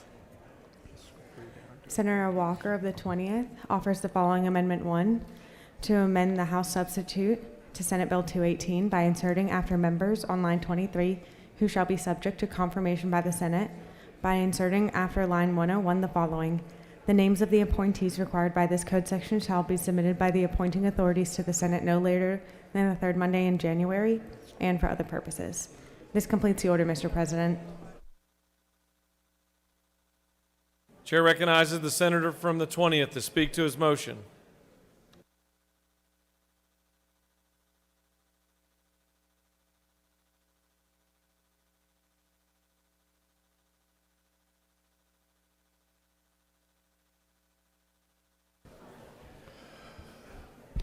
Thank you, Mr. President.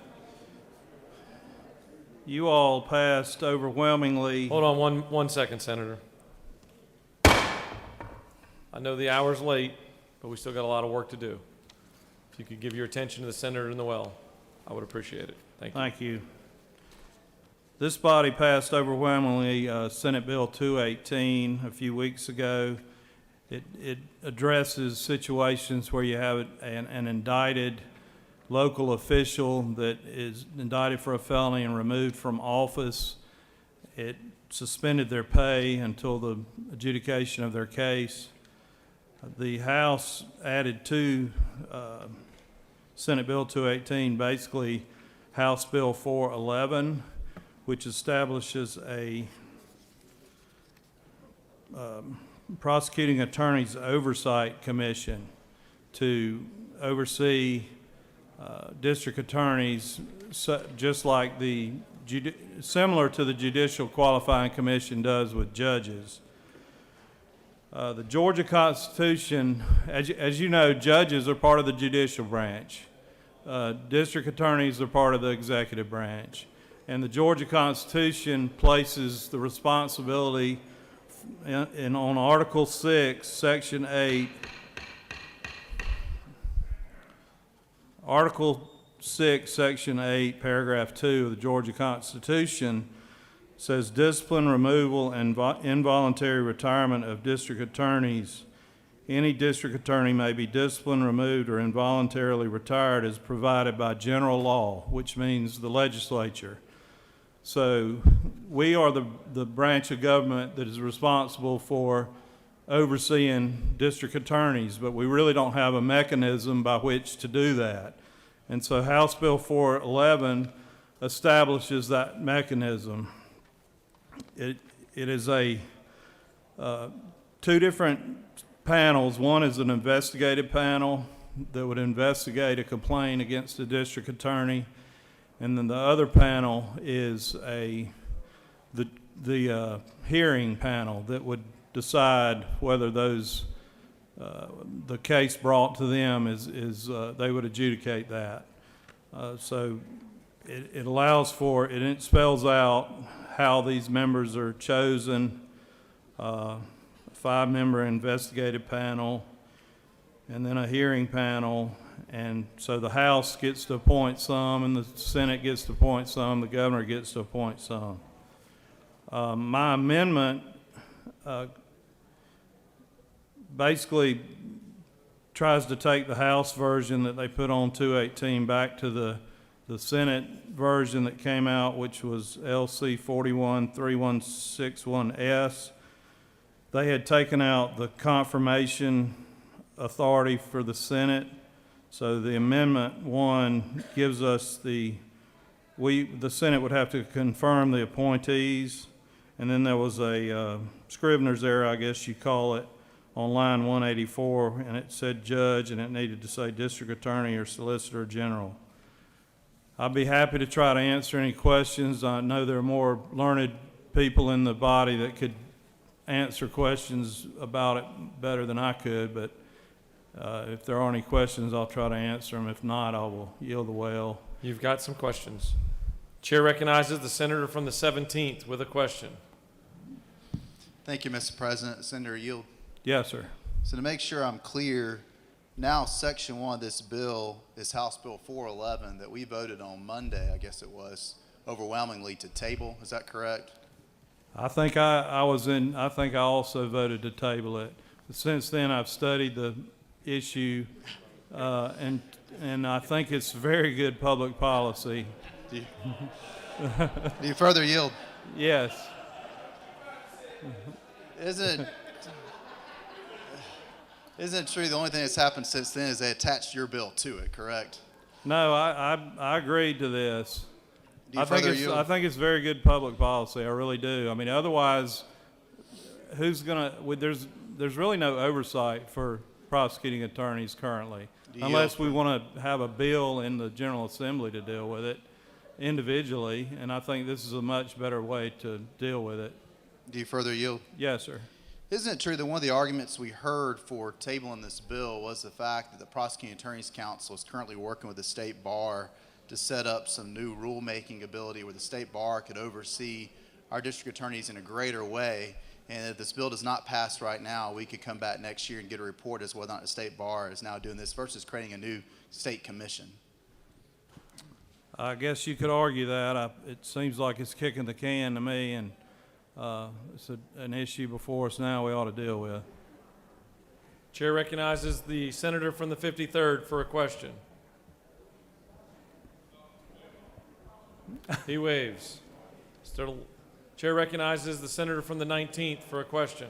Thank you, Mr. President. Does the senator yield? Yes, sir. Senator, is it not true that the only grounds for removal by this bill would be some of the following, including like mental or physical incapacity of a district attorney?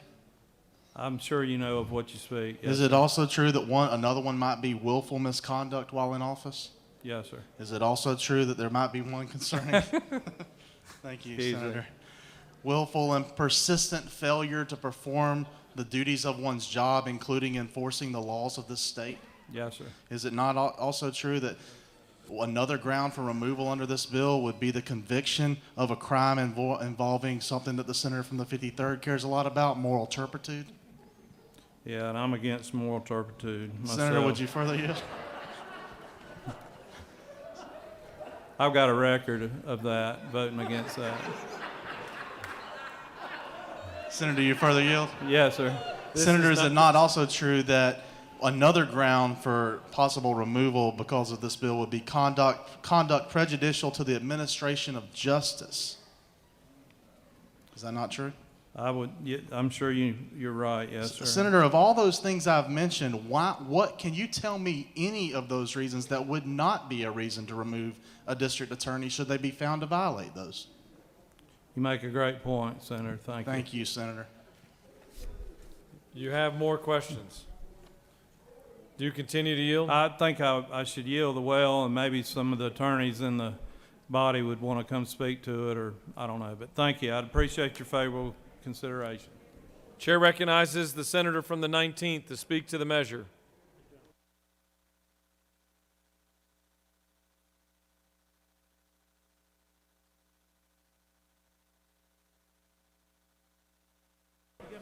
Oh, man. Thank you, Mr. President. So here's the deal. This bill allows a district attorney or a solicitor to be removed under certain situations. And those situations are spelled out and they're extremely clear. And it starts at line 146. Mental or physical incapacity, willful misconduct in office, willful and persistent failure to perform one's job duties which would include enforcing the laws of our state, conviction of a crime of moral turpitude, conviction or conduct prejudicial to the administration of justice, knowingly authorizing or permitting an assistant district attorney or assistant solicitor general to commit any act constituting grounds for removal under those things I just mentioned. That's the only way you get kicked out of office. If you're scared of this bill, I'm going to assume it's because you're doing one of those things. And if you're doing one of those things, then you probably don't need to be in office. Thank you, Mr. President. I yield the will. Senator has yielded the well. Chair recognizes the minority whip to speak to the measure.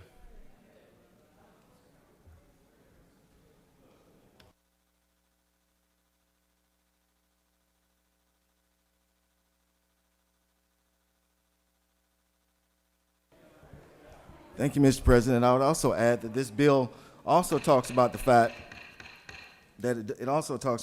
though, on page 8, that it says that it would not entertain these types of motions based on charging decisions, plea offers, opposition to grant of a continuous placement on case on the trial calendar, unless that decision was done by various factors. And you'll see from 172 to on page 8 to 180.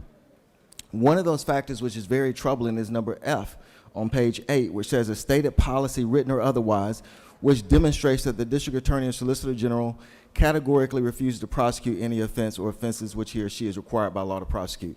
That goes exactly to the discretion that a prosecutor has. That's the whole key to prosecution.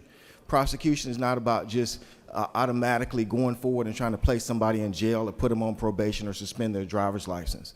And so when you say categorically refuses, what does that mean? When you say a written policy or otherwise, what actually are we talking about there? It basically is discussing prosecutorial discretion. If you're a good prosecutor, that means you're weighing both sides to some extent. You actually have to look at what's in the best interest of the state. Sometimes it's not in the best interest of the state for a truck driver to lose his license and his family then to lose the only breadwinner that they have. Sometimes it's not in the best interest of the state, the whole state of Georgia, for somebody necessarily to get a felony marijuana, lose their Hope Scholarship, not able to graduate from college. Those are the things that prosecutors have to weigh. That one term, that one paragraph there, among many other paragraphs, is what is so troubling about this bill. It goes to discretion. It's totally different than when you start to talk about what we do with judges. That is when you start saying whether a judge is convicted of a crime. Of course, that's one thing. But we don't say, Judge, we're going to look at how you rule. That's not what we're looking at. This looks at prosecutorial discretion. A good prosecutor uses discretion. And what may look like somebody's not prosecuting the law is actually doing justice for the state of Georgia. And with that, I yield the well. Senator has yielded the well. The chair recognizes the senator from the 6th to speak to the measure.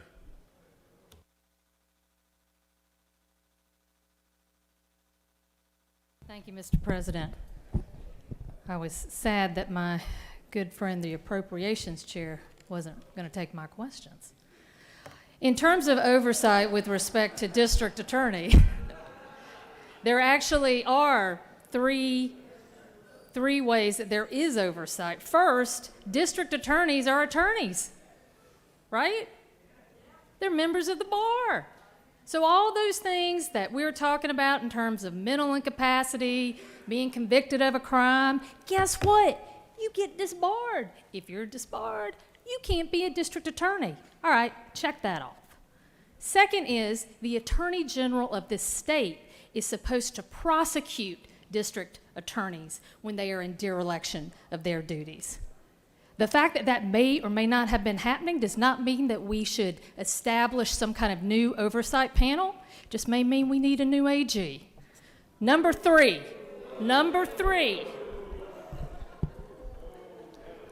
and this is probably the most significant oversight for district attorneys, the voters.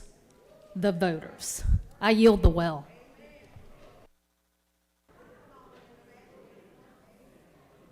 Chair recognizes the senator from the 29th to speak to the measure.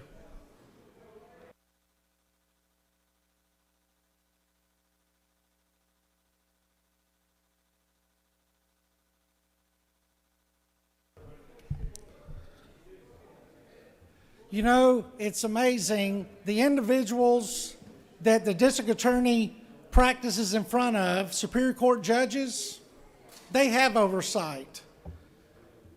My fellow colleague came up and spoke about the bar having oversight of district attorneys. The bar has not removed a district attorney from office in 15 years. I think it was a district attorney that mishandled a case down in South Georgia when a young man was murdered. I think it was a district attorney that mishandled a case here in Atlanta, Georgia, and arrested some law enforcement officers without due process, held a press conference the next day, and tainted the entire jury pool in Atlanta, Georgia. I think it was a district attorney that hid evidence in Savannah and required the state to pay over $3 million to wrongly convicted individuals. These are district attorneys. And amazingly, the voters didn't remove them, the bar didn't remove them, and the AG didn't remove them. And one advantage I have over anybody else that spoke is I'm not running for statewide office. Let me tell you what I'm doing. I want to protect the citizens of Georgia. That's what I want to do. And so when somebody is arrested for a felony, I want somebody in that office that is not corrupt, somebody in that office that is not bipartisan. I want somebody in that office that looks at every case the way they should be looked at and prosecute them accordingly. Now, Solicitor Generals are in here, and I'm blessed to have two of the best Solicitor Generals in two of my counties. I would take Suzanne Goddard in Muskogee County and place her against anybody, and I would take Ms. Taylor in Troup County and do the same thing. They handle over 1,000 cases a week. Understand this, we're not in here talking about district attorneys only. What we're talking about is thousands of Georgians who depend on them to do their job, protect victims of crimes. So I understand the senator did not oppose for the amendment to be made. I think he showed a lot of guts and courage to come up here and present a bill that he may not have been 100% comfortable with, but I promise you the justice system is nothing to find humorous, it's nothing to find laughable, and it is nothing to be flippant about. This is a serious, serious issue, and it is important that if we're willing to put oversight over Superior Court judges, if we're willing to put layers of oversight over every law enforcement officer that works in this state, if we put oversight over nurses, doctors, and everyone else who can lose their license to operate, then I think it's our responsibility to put one single serious piece of oversight when it comes to dealing with the individuals who have the capability of taking someone's freedom upon their word in an indictment. So please support this bill and the senator from the 20th. Mr. President, I yield the well. Senator has yielded the well. Chair recognizes the senator from the 31st to speak to the measure.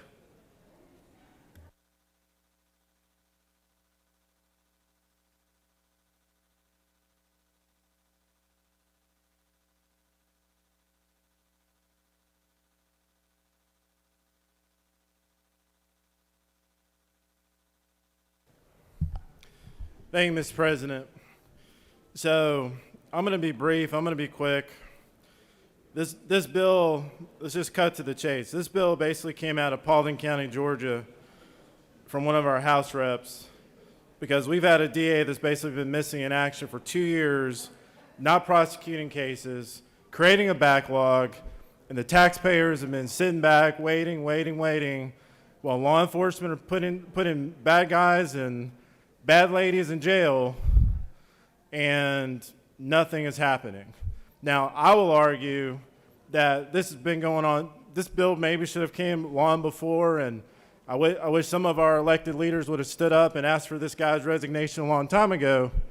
But the citizens of Paulding County have had enough, and if this is the way to get some sort of resolution to move forward, so the taxpayer is not paying for this guy while he's not doing his job, while he's under indictment by the Attorney General, then we need to do this. So I'm here speaking on behalf of the bill for those in Paulding County, and hope you vote green. Thank you, Mr. President.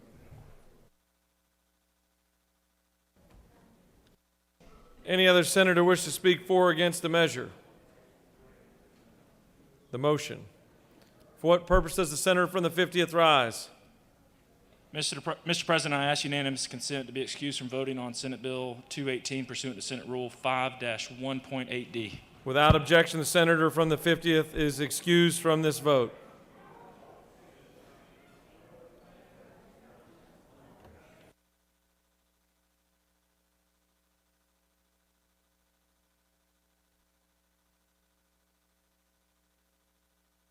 Would the senator from the 20th like to close debate? He waives. Senator from the 20th has moved that the Senate agree to the House substitute to Senate Bill 218 as amended by the Senate. All those in favor vote yea, opposed nay. The Secretary will unlock the machine. For what purpose does the senator from the 17th rise? He waives. What purpose does the Majority Whip rise? Parliamentary inquiry. State your inquiry. Mr. President, isn't it true that all those senators up there that are excused need to get back down to the Senate chamber quickly to vote for this bill? The chair will be able to tell you better in about a minute.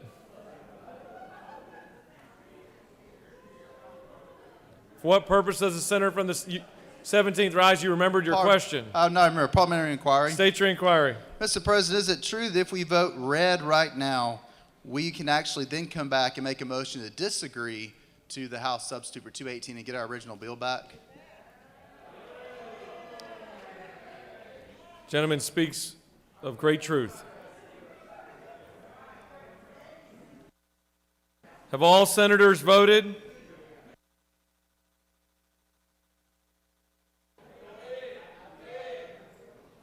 All senators voted. Mr. Secretary, please close the machine. On the motion, the yeas are 24, the nays are 25, and the motion has failed to carry. For what purpose does the senator from the 20th rise? Mr. President, I make a motion to disagree to the Senate version, the House version of this, SB 218. The senator from the 20th has moved that this chamber disagree. Is there objection? The chair hears none, and the Senate has disagreed to the House substitute to Senate Bill 218 as amended by the Senate.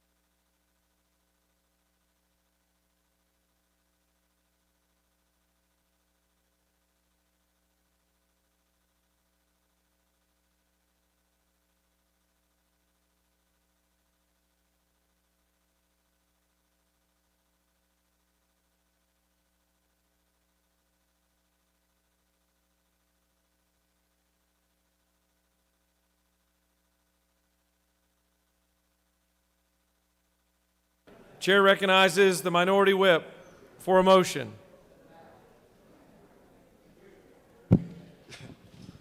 Mr. President, I move to take HB 160 off of the table. Mr. Secretary, can you please read the caption?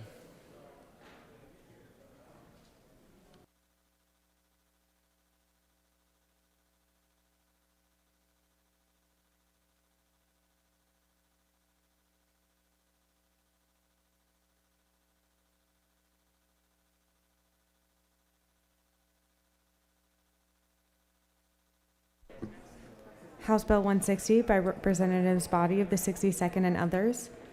A bill to be entitled an act to amend Article 4 of Chapter 8 of Title 48 of the OCGA relating to water and sewer projects and cost tax so as to redefine the term municipality and for other purposes. The Senate Committee on Finance recommends that this bill do pass by substitute. Respectfully submitted, Senator Huffstetler of the 52nd, Chairman. The Senate Committee on Finance offers the following substitute to House Bill 160. A bill to be entitled an act to amend Article 4 of Chapter 8 of Title 48 of the OCGA relating to water and sewer projects and cost tax so as to redefine the term municipality and for other purposes. This completes the order, Mr. President.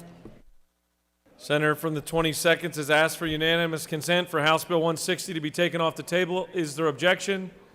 The chair hears none, and it's taken off the table. The chair recognizes the minority whip to speak to House Bill 160.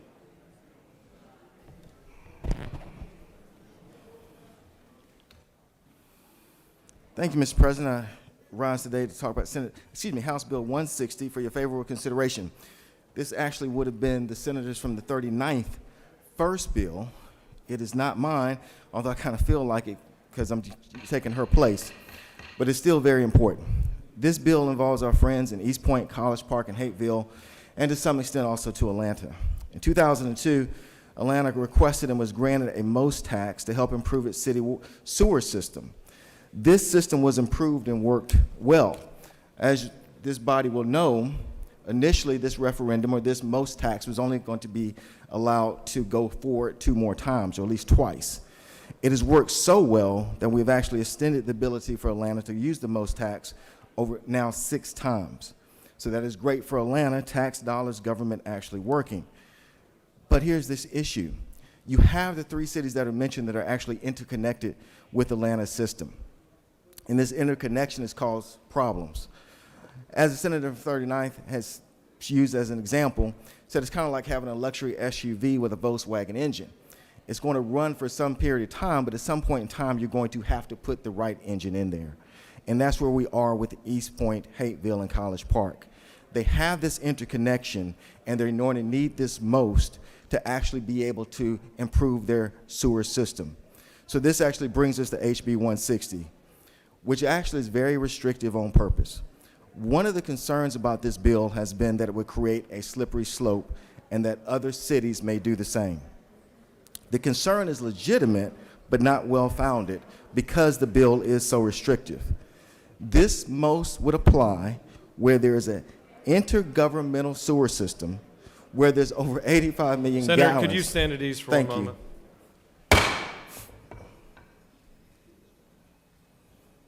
If you could give your undivided attention to the senator in the well, I'm certain you would expect the same. If you've got a conversation that has to happen, I'd ask you to take it outside the chamber. Proceed.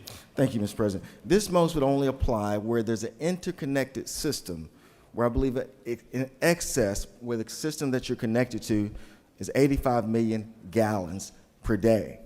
And so that's the difference. I mean, this is purposely restrictive. And remember, this body actually this year actually did something where persons were concerned about a slippery slope. But where we had unique facts, we said that it was warranted because we didn't think that the slippery slope argument would actually apply. And that was with SB 9 and the circuit split bill between Columbia County and Richmond County. And I remember saying that at the time that although there was concern that those 2 counties were expediting the circuit split, I said that any other counties that could show that both of your major counties had requested this for over 20 years, that both of the major counties' elected officials had been requesting this, that both counties' elected bodies had said that they wanted to go forward, and it was the largest multi-county circuit in the state, then you had a slippery slope. Well, same thing here. If anyone can show that one city, which is the city of Atlanta, or any city, which they cannot because no other city's been approved for most, under the circumstances that that approval was done, and that there are more than one interconnected city with them, and that because of that interconnection, one system is failing, and you're interconnected with a city that has over 85 million gallons of sewer waste, then therefore you would fit the slippery slope. We have unique circumstances here. So the argument that normally would be used cannot be used. And we've already seen earlier that when we have unique arguments, we step to the table and we actually make sure that we do the right thing. And also, let's don't forget, all we're doing is give the voters the opportunity to vote for this.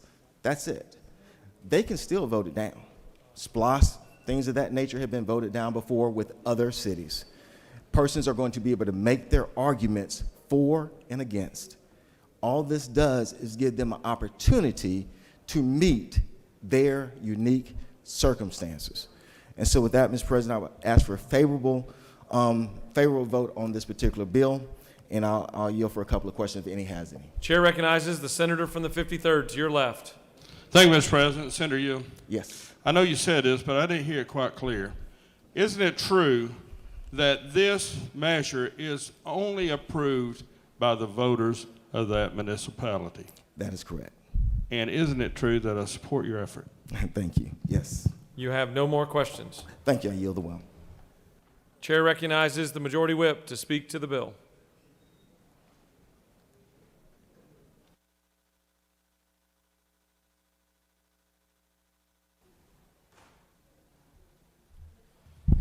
Thank you, Mr. President. I didn't know, ladies and gentlemen, this bill was coming up tonight, but I have a lot of concerns about it. Being a former county commissioner, being in local government for 8 years, and being in the Senate for the last 10 years, we've worked diligently with our local governments.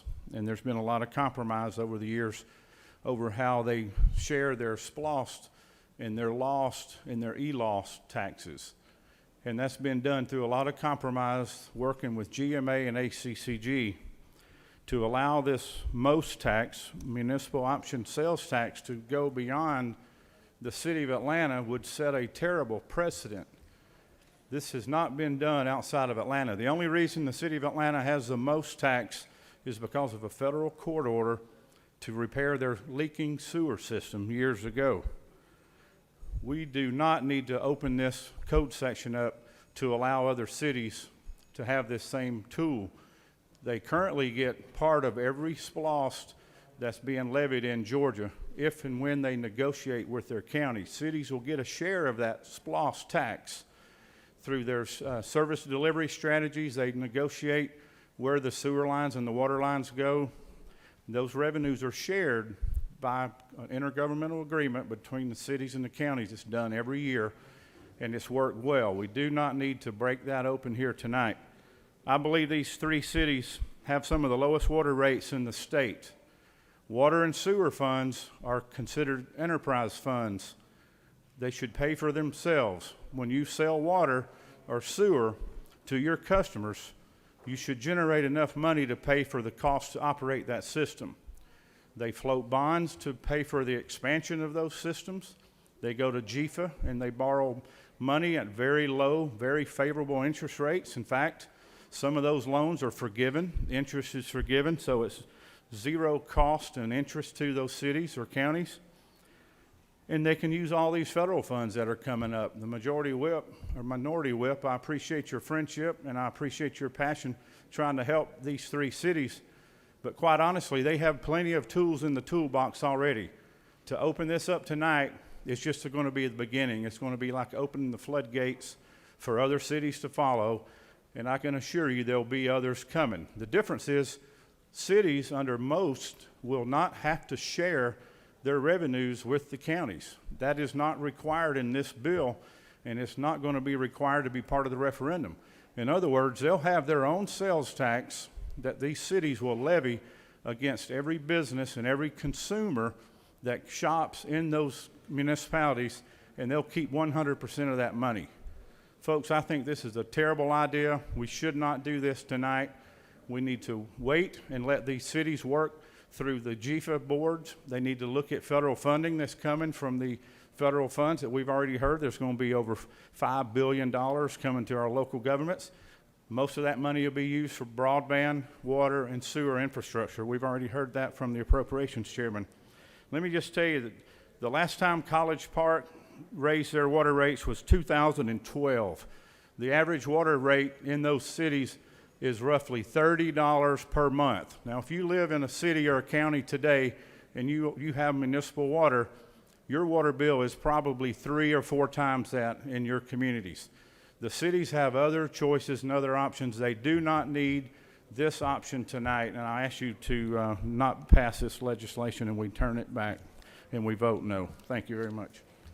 Senator has yielded the well. The chair recognizes the senator from the 33rd to speak to the measure.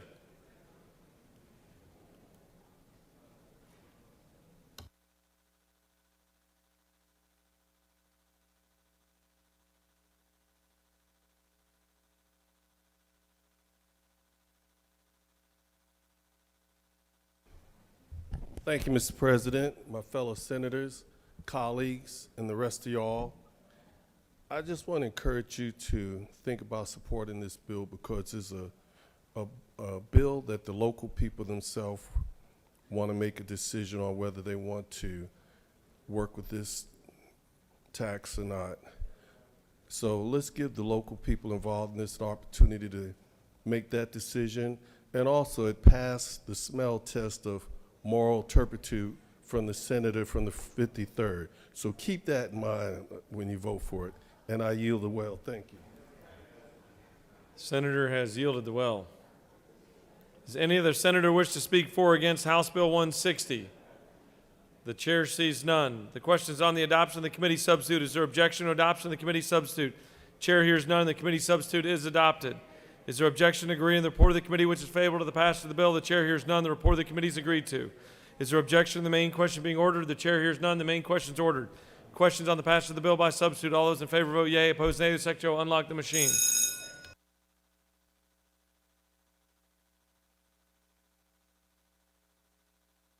What purpose does the senator from the 51st rise? Parliamentary inquiry. State your inquiry. Mr. President, isn't it true there's over 535 cities in Georgia, and there's a possibility that every one of them will be back in the future to ask for the same provision, and we should vote red to kill this bill tonight? Your numbers are correct, but the outcomes are up to each and every senator to decide on their own.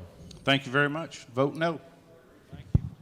What purpose does the senator from the 22nd rise? Parliamentary inquiry. State your inquiry. Isn't that true, Mr. President? These are very unique circumstances, and that these local citizens ought to have the right to at least vote to meet these unique circumstances. The gentleman speaks with great passion. I'm sure he knows of what he speaks.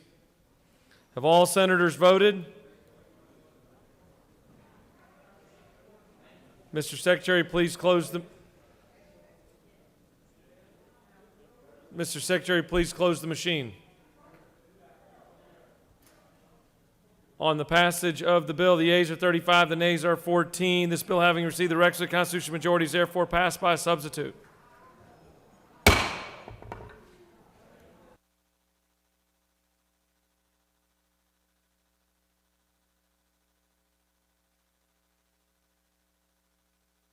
Mr. Secretary, will you read a committee report, please? Mr. President, the Senate Committee on State and Local Governmental Operations has had under consideration the following legislation and has instructed me to report the same back to the Senate with the following recommendation. House Bill 680, do pass. Respectfully submitted, Senator Anderson of the 24th, Chairman. This completes the order, Mr. President.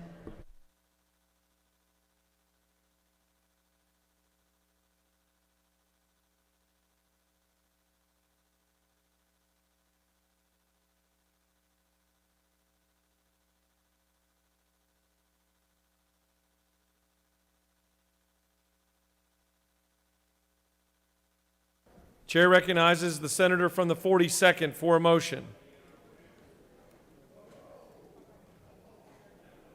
Thank you, Mr. President. I move that the Senate agree to the House substitute to SB 292. Ms. Secretary, will you please read the caption?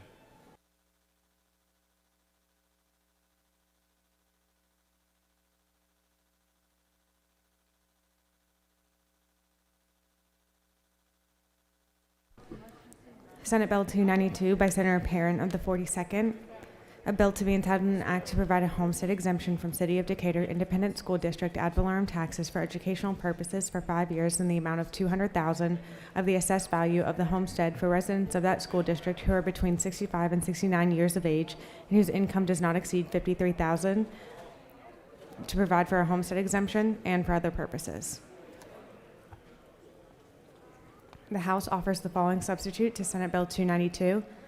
A bill to be entitled an act to provide a homestead exemption from City of Decatur Independent School District ad valorem taxes for educational purposes for tax years 2022 and 2023 in the amount of $200,000 of the assessed value of the homestead for residents of that school district who are between 65 and 69 years of age and for other purposes. This completes the order, Mr. President. Chair recognizes the senator from the 42nd to speak to her motion.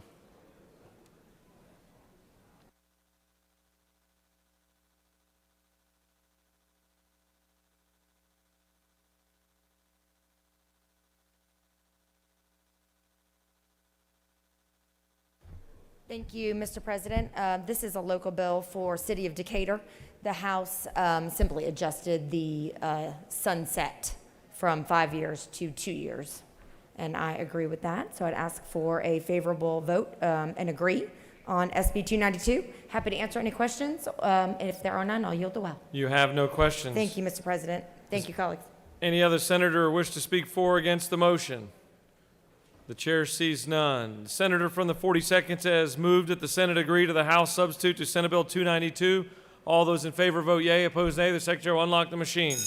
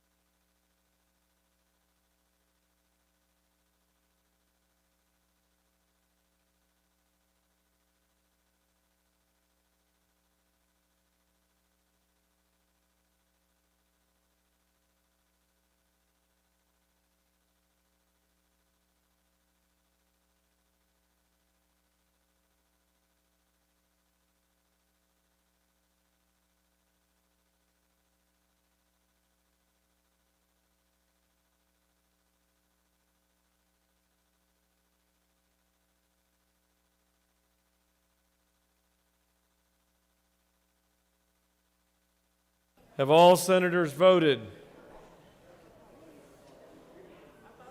Have all senators voted? Mr. Secretary, will you please close the machine? On the motion, the yeas are 50, the nays are 0, and the Senate has agreed to the House substitute to Senate Bill 292. Find him. Is he back? Oh, there he is. Chair recognizes the senator from the 11th for a motion. Thank you, Mr. President. I move that the Senate agree to the House substitute to Senate Bill 305. Ms. Secretary, can you please read the caption?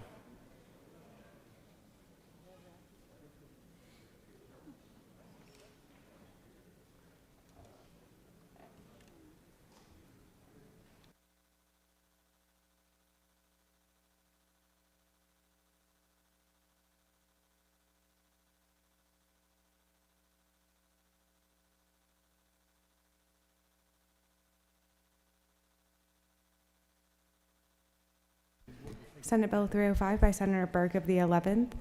A bill to be entitled an act to provide a homestead exemption from Early County School District ad valorem taxes for educational purposes for the full amount of the assessed value of the homestead for residents of that school district who are 70 years of age or older and whose income, excluding certain retirement income, does not exceed $69,680 and for other purposes.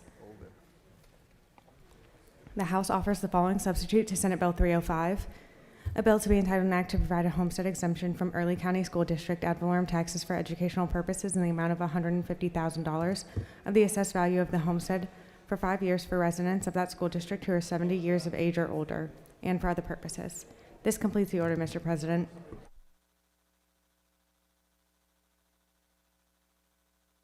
Chair recognizes the senator from the 11th to speak to the motion. Thank you, Mr. President. This is a local bill that affects only Early County. It's a school tax bill, and I made an error. The version I sent over to the House did not have a 5-year sunset that we had agreed to, so Representative Green put that in for me, and we're just agreeing to this local school board tax matter. I appreciate your support. I yield the well. Senator has yielded the well. Any other senators wish to speak for or against the motion? The chair sees none. Senator from the 11th has moved that the Senate agrees to the House substitute to Senate Bill 305. All those in favor vote yea, opposed nay. Secretary will unlock the machine.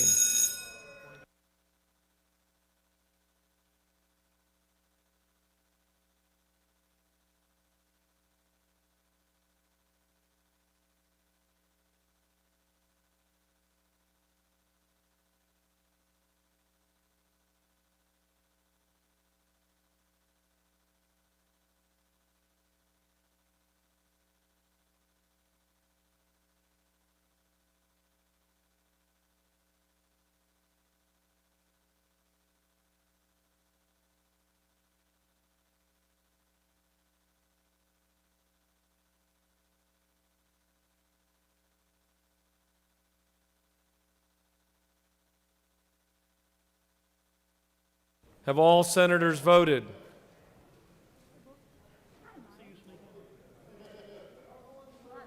Have all senators voted?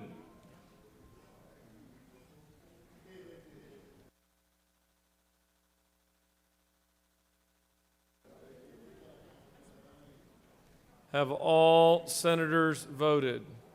Mr. Secretary, please close the machine.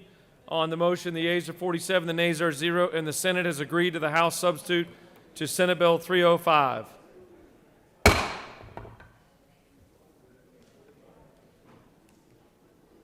Chair recognizes the senator from the 32nd for a motion. Thank you, Mr. President. I move that House Bill 591 be removed from the table. Ms. Secretary, can you please read the caption? House Bill 591 by Representative Hogan of the 179th and others. A bill to be entitled an act to amend Title 37 of the OCGA relating to mental health so as to authorize marriage and family therapists to perform certain acts which physicians, psychologists, and others are authorized to perform regarding emergency examinations of persons for involuntary evaluation and for other purposes. The Senate Committee on Rules recommends that this bill do pass by substitute. Respectfully submitted, Senator Mullis of the 53rd, Chairman.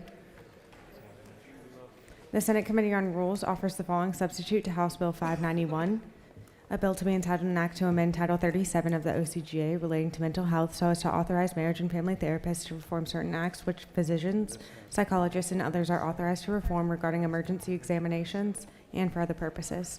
This completes the order, Mr. President. Senator from the 32nd has asked for unanimous consent for House Bill 591 to be taken off the table. Is there objection? Chair hears none, and it's removed from the table. The chair recognizes the senator from the 32nd to present the measure.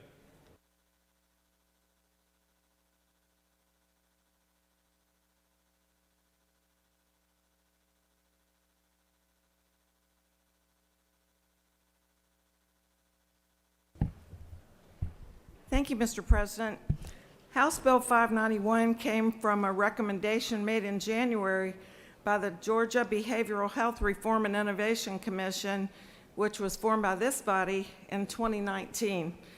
The bill adds licensed marriage and family therapists to the providers that can sign a 1013 or 2013 form, which is used to require psychiatric evaluation within 48 hours for people who are felt to present a substantial, imminent risk of physical harm to self or others. It also adds reporting requirements for the use of 1013s and 2013s issued by county, broken down by type of provider by the Department of Behavioral Health and Developmental Disabilities. It's no secret that we were already in a mental health crisis in our state even before the pandemic, and that access to trained mental health professionals is limited, especially in rural areas. Marriage and family therapists have the same licensing requirements as licensed professional counselors and clinical social workers and are licensed by the same board. The person would have to be seen by the provider within the previous 48 hours. This bipartisan bill will improve access to mental health specialists for people in crisis and hopefully prevent tragic outcomes by getting people the help they need. It will also provide us with useful data about the use of these forms. I'd be happy to answer any questions. Chair recognizes the senator from the 17th with a question. Does the senator yield? Yes, sir. Senator, did this bill come as a recommendation of the Georgia Behavioral Health and Reform Commission that we passed out, I think it was 2 years ago that we passed out this body? Yes, this was so far their first recommendation. Do you further yield? I sure do. Can you tell us a little bit about the requirements as far as training and licensing for these marriage and family therapists versus the other type of people that are covered in the current law? Yes, as you know, the other groups that have already been approved and have been in the law for several years are licensed professional counselors, licensed clinical social workers, and clinical nurse specialists in mental health. And the licensure requirements for this include a master's degree, practical internships, and additional years of postmaster's experience under clinical supervision and successful completion of a national license examination. You further yield? To my sweet mate. Isn't it true that while Georgia has a serious mental health problem in our state, this is the first very small step that we can take to address this by supporting this recommendation from our Behavioral Health and Reform Commission? The senator knows of what he speaks. I don't think anybody would argue about the mental health crisis that we have. You have no more questions. Thank you. I yield well. Any other senator wish to speak for or against the measure? The chair sees none. The questions on the adoption of the committee substitute. Is there objection to adoption of the committee substitute? The chair hears none. The committee substitute is adopted. Is there objection to agreeing to the report of the committee which is favorable to the passage of the bill? The chair hears none. The report of the committee is agreed to. Is there objection to the main question being ordered? The chair hears none. The main question is ordered. Questions on the passage of the bill by substitute. All those in favor vote yea. Opposed nay. The secretary will unlock the machine.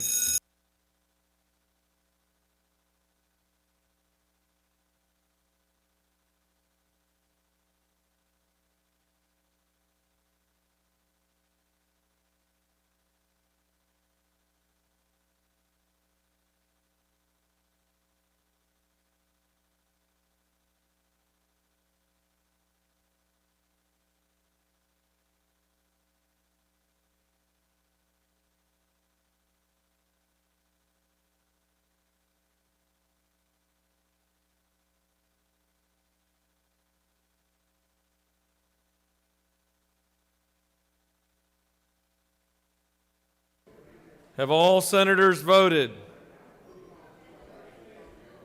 Have all senators voted? Mr. Secretary, please close the machine. On the passage of the bill, the yeas are 35, the nays are 14. This bill, having received the requisite constitutional majority, is therefore passed by substitute. All right, we're going to take a 20-minute break. We're going to take a 20-minute break and catch our breath. We'll be back in 20 minutes. We will stand at ease.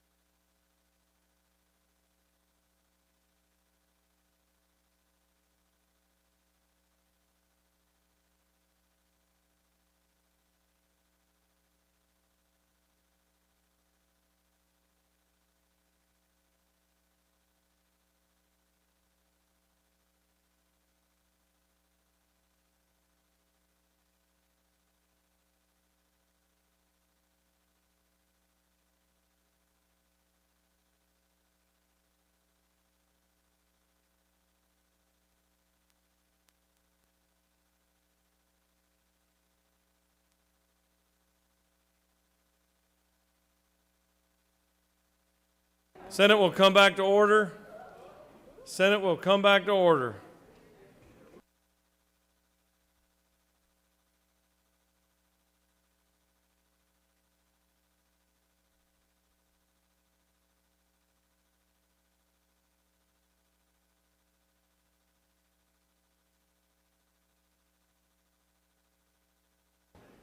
Just want to make the chamber aware that you've got a supplemental Senate local consent calendar that's on your desk.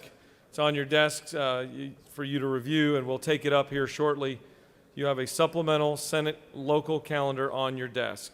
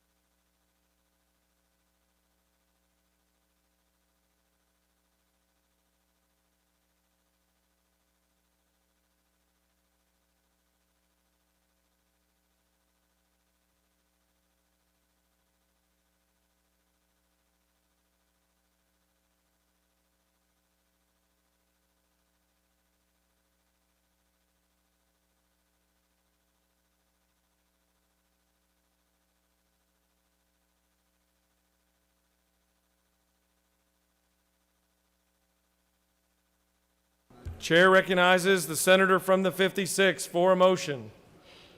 Mr. President, I move the Senate adopt the Conference Committee report for Senate Bill 6. Ms. Secretary, will you please read the caption? Committees of Conference report on Senate Bill 6. The Committees of Conference on Senate Bill 6 recommended that both the Senate and the House of Representatives recede from their positions and that the attached Committees of Conference substitute to Senate Bill 6 be adopted. Respectfully submitted, Senator Albers of the 56th, Senator Huffstetler of the 52nd, and Senator Watson of the 1st. This completes the order, Mr. President. Chair recognizes the senator from the 56th to speak to his motion.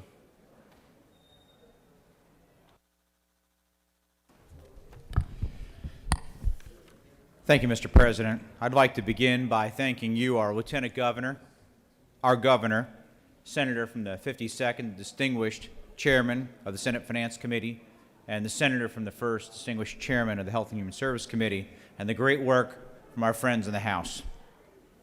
Senate Bill 6 originally was the Tax Credit Investment Act and ROI Act of 2021. Our little bill has gotten a bit bigger, and let me take you through each section briefly. The original language for the Tax Credit Return on Investment Act for 2021 is passed by this Senate on numerous occasions, is intact in this bill. So each year, the Chair of Finance and the Chair of Ways and Means can measure 5 credits each. Section 2 is for medical equipment, medical supplies, and pharmaceutical equipment to make sure that it is not being taxed and has an exemption. And in 2.2, if those same supplies applied to the PPE credit passed in 2020, that they could not double dip and get both of those. Section 2.3 relates to aerospace. Most of us are aware that Lockheed Martin is on track to hopefully get the next generation of fighter jets. The incredible work done by the senator from the 32nd, the distinguished chairlady of Veterans and Homeland Security, has worked diligently with all of our major leaders here in the state. Lockheed Martin looks to potentially invest up to $800 million, 1,800 plus jobs, not counting the future job growth and all the add-on jobs, major initiatives, high-paying jobs for Cobb County and the entire surrounding area. I want to add this is the ideal format and template we should use for future tax credit expenditures for the setup and return to the state. Section 4.1 is for our short line Class 3 railroads. This is excellent investment for rural Georgia. It also helps take things off of tractor trailers, move them onto rail, helps with traffic, helps with the environment, and things that we're all very concerned with. This is also a major initiative to get goods through the port. Section 5.1 are projects of regional significance. Georgia's the #1 place to do business for 8 years, a record. We all know that, and that happened because of the major projects that have been brought here and all the add-on jobs. And I want to thank the great work from Governor Kemp and his administration, as well as Governor Deal before him, and this simply extends that out for 2 more years to 2023. Section 5.2, you'll know that year after year we have passed the sales tax exemption on tickets and fees for the fine art, music, dance, and other large events we want coming to our state. This extends that out for another year to 2022. 5-3 is an existing exemption for concrete equipment and supplies. As we typically do, we want to tax outputs and not inputs. This continues that current exemption, which has proven to be a very good return on investment, another 5 years to 2026, following our typical theme here in the Senate. Section 5.4 is for major ship repair. There's been a huge investment down in our Savannah area. I want to thank the senator from the 1st again, the chair of Health and Human Services. They've done significant investments down there, created a lot of high-paying jobs, and this, because of the long-term investment, will extend that out to 2031. 6.1 is the historic tax credit. Some of you remember we measured that back in 2017, got a very favorable return on investment for the state. This will continue that for 1 more year. In addition to the $25 million that utilizes it, we've also earmarked an additional $5 million for smaller projects to make sure that all different levels of contractors and owners could participate.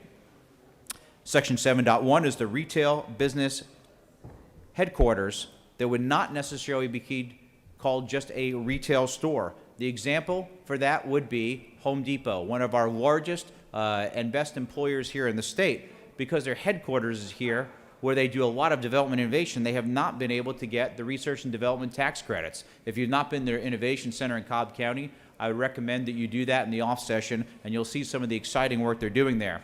I do want to point out that the Home Depot was one of the first people to be on site and done great work in the center of the 28th District in Coweta County after the major storms and damage just a few days ago. And then in 7.2, this is the high-tech company tax exemptions for sales and leasing on computer equipment. We added 2 things. One is to have annual reporting to the Department of Revenue, which will then come to us to review. And then, like all other tax credits, we put a sunset on that as well in 2023. This is a large bill. It brings checks and balances. It has us measure the return on investment, and it keeps Georgia the #1 place to do business. Mr. President, there are no questions. I will yield the well. You have a question. Chair recognizes the senator from the 42nd. Thank you, Mr. President. Will the senator yield? I'll yield. Thank you, Senator. I am so glad to see that your legislation is still in here. I missed the beginning of your presentation, so forgive me. Is Senate Bill 148 still in here, the tax council? Senator, unfortunately, in our negotiations in the conference committee, 2 items that were fairly large were taken out. One was Senate Bill 148, the great work done by the chairman of finance, as well as what's called GARJA, which was another program that we wanted to do more measurement and have appropriate controls over. Okay, thank you for that explanation. Isn't it true that Senate Bill 148 is something that's supported by both parties in our chamber, and I hope that we'll look to move it forward next year? Senator, I could not agree more with you. Senate Bill 148 worked so well years ago before many of us got here, and we were in that first class of people that passed a lot of those reforms that put Georgia on the rails to become the #1 place to do business. Well, isn't it true that I'm grateful to you and to our chairman of finance, my seatmate here, for the good work on aspects of this bill? One final quick question. Are you or others at all concerned that some of these tax credits could jeopardize any of our American Rescue Plan funds, or do we feel that that's sort of adequately taken care of? Yeah, we don't believe this would interrupt those at all, and I appreciate the questions, and I believe the great teamwork demonstrated on this bipartisan legislation will be great for all of us in our districts. Thank you, Mr. Thank Chairman. you. You have no more questions. Thank you. I urge for your favorable consideration of Senate Bill 6. Any other senator wish to speak for or against the motion? The chair sees none. The senator from the 56th has moved that the Senate adopt the conference committee report on Senate Bill 6. All those in favor vote yea. Opposed, nay. The secretary will unlock the machine.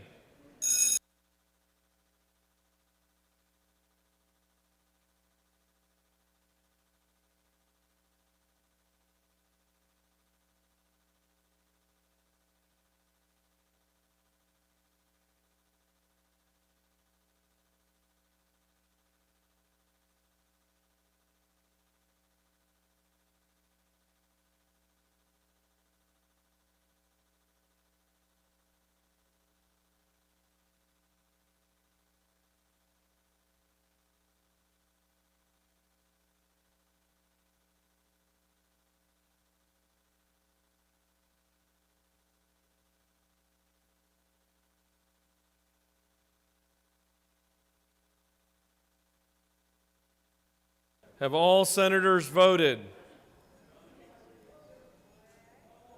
Have all senators voted?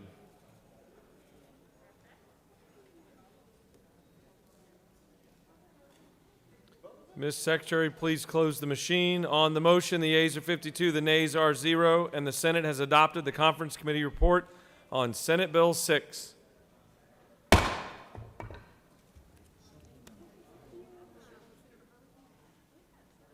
Now we're going to take up a supplemental local consent calendar. You've got a consent calendar of local bills before you. Mr. Secretary, are there any bills on the local consent calendar that have been asked to, that objections have been filed? Mr. President, no objections have been filed. Is there objection to agreeing the report of the Committee on State and Local Government, which is favorable to the passage of the bills on the local consent calendar? The chair hears none, and the report of the committee is agreed to. The question is on the passage of the bills on the local consent calendar. All those in favor vote yea, opposed nay. Secretary will unlock the machine.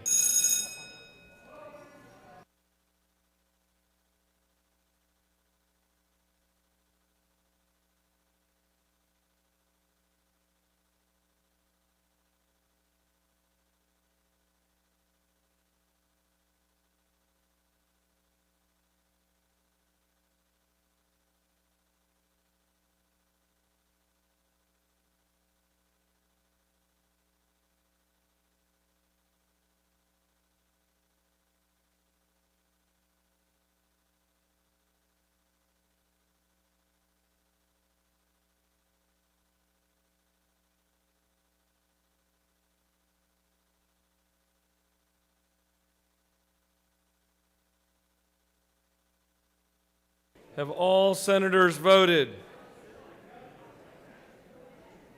Have all senators voted?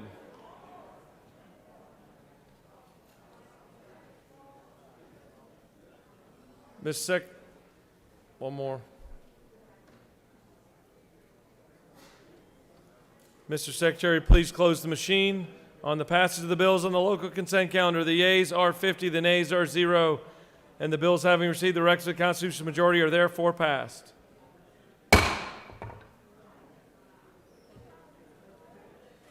Chair recognizes the senator from the 10th. Thank you, Mr. President. I ask permission to swiftly move House Bill 579 from the table. Ms. Secretary, please read the caption. House Bill 579 by Representatives Oliver of the 82nd and others. A bill to be entitled an act to amend Chapter 75 of Title 36 of the OCGA relating to War on Terrorism local assistance so as to change the short title to the Public Safety and Judicial Facilities Act and for other purposes. The Senate Committee on Public Safety recommends that this bill do pass. Respectfully submitted, Senator Albers of the 56th. Chairman, this completes the order, Mr. President. Senator from the 10th has asked for unanimous consent for House Bill 579 to be taken off the table. Is there objection? The chair hears none, and it's taken off the table. The chair recognizes the senator from the 10th to present the measure. Thank you, Mr. President and members of this great body. House Bill 579 is a general bill, but it only has local implication. This bill only applies to DeKalb County. Back in 2003, the Public Safety and Judicial Facility Act was created. About a few years thereafter, I think around 2007, former State Representative Mike Jacobs put a poison pill in this legislation because DeKalb County was the only county that had enacted this authority, and that poison pill had the effect of not allowing DeKalb County to issue bonds for their judicial and public safety improvement projects. Now, Judge, may I add, Mike Jacobs, is strongly in favor of this so that DeKalb County can build him now a new judicial facility. And I ask your favorable consideration for House Bill 579. Thank you. I yield the well unless there's some questions. You have no questions. Thank you. Any other senator wish to speak for or against House Bill 579? The chair sees none. Is there objection to agreeing to the report of the committee which is favorable to the passage of the bill? The chair hears none. The report of the committee is agreed to. Is there objection to the main question being ordered? The chair hears none. The main question is ordered. Question on the passage of the bill. All those in favor vote yea. Opposed nay. The secretary will unlock the machine.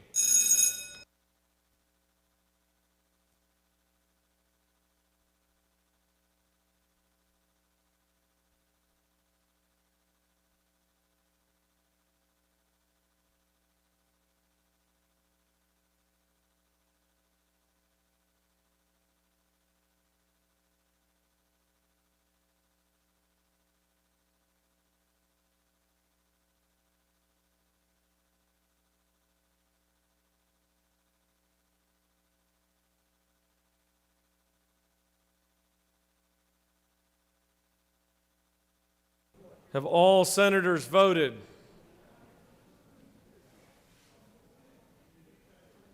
Have all senators voted?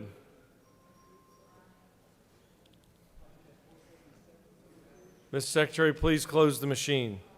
On the passage of the bill, the yeas are 50, the nays are 0. This bill, having received the requisite constitutional majority, is therefore passed.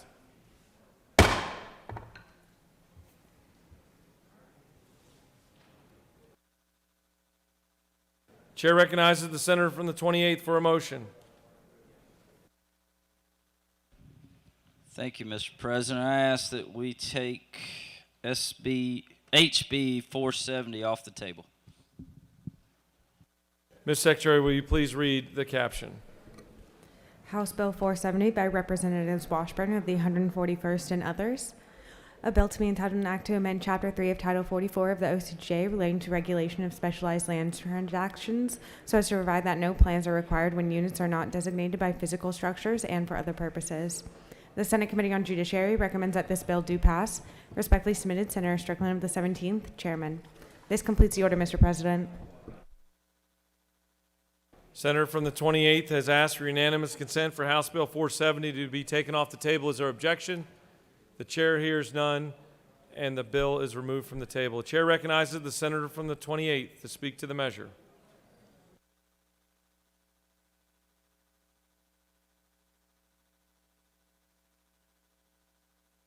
Thank you, Mr. President. HB 470 simply says that floor plans are not required at closing for non-residential condominiums. That I'll yield for questions. You have no questions. Thank you. I ask for your favorable consideration. That was a veteran introduction of a measure. Any other senator wish to speak for or against House Bill 470? The chair sees none. Is there objection to agreeing to the report of the committee which is favorable to the passage of the bill? Chair hears none. The report of the committee is agreed to. Is there objection to the main question being ordered? The chair hears none. The main question is ordered. Question on the passage of the bill. All those in favor vote yea. Opposed nay. Secretary will unlock the machine.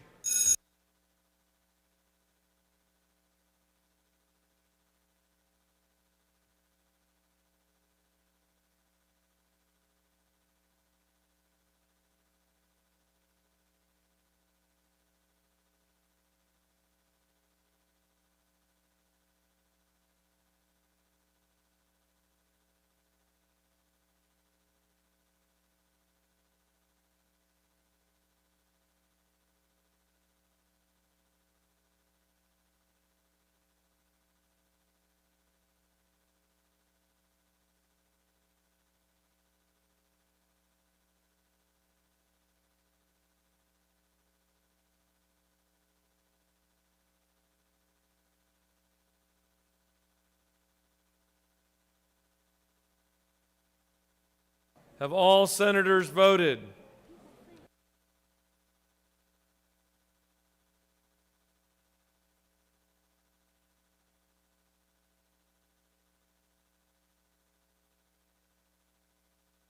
Have all senators voted?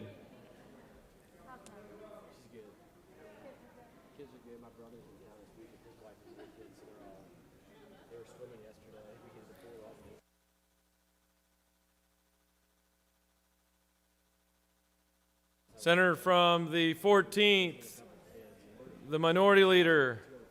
Senator from the 52nd.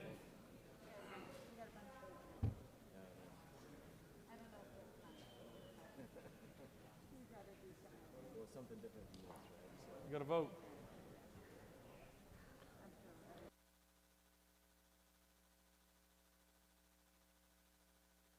Mr. Secretary, please close the machine. On the passage of the bill, the yeas are 52, the nays are 0. This bill, having received the requisite constitutional majority, is therefore passed.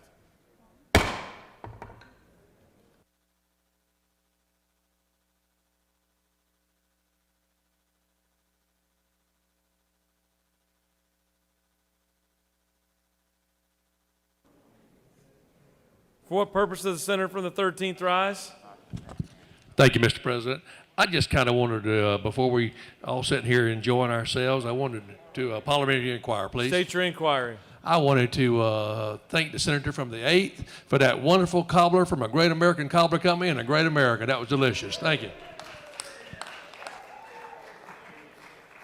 We had no idea you were in the blueberry business. Blackberry. For what purpose does the senator from the 19th rise? Mr. President, I move that the Senate disagree to the House substitute to Senate Bill 334. That motion's not recognized at this moment. Thank you. Chair recognizes the senator from the 29th.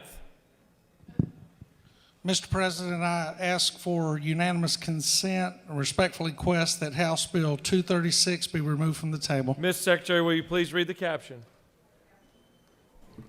House Bill 236 by Representatives Neal of the 74th and others. A bill to be entitled an act to amend Article 1 of Chapter 13 of Title 19 of the OCGA relating to granting of relief by superior courts, so as to provide for additional monitoring of the victim after the granting of a temporary protective order and for other purposes. The Senate Committee on Public Safety recommends that this bill do pass. Respectfully submitted, Senator Alberts of the 56th, Chairman. This completes the order, Mr. President. Senator from the 29th has asked for unanimous consent that House Bill 236 be taken from the table. Is there objection? Chair hears none, and it's taken off the table. The chair recognizes the senator from the 29th to speak to the measure.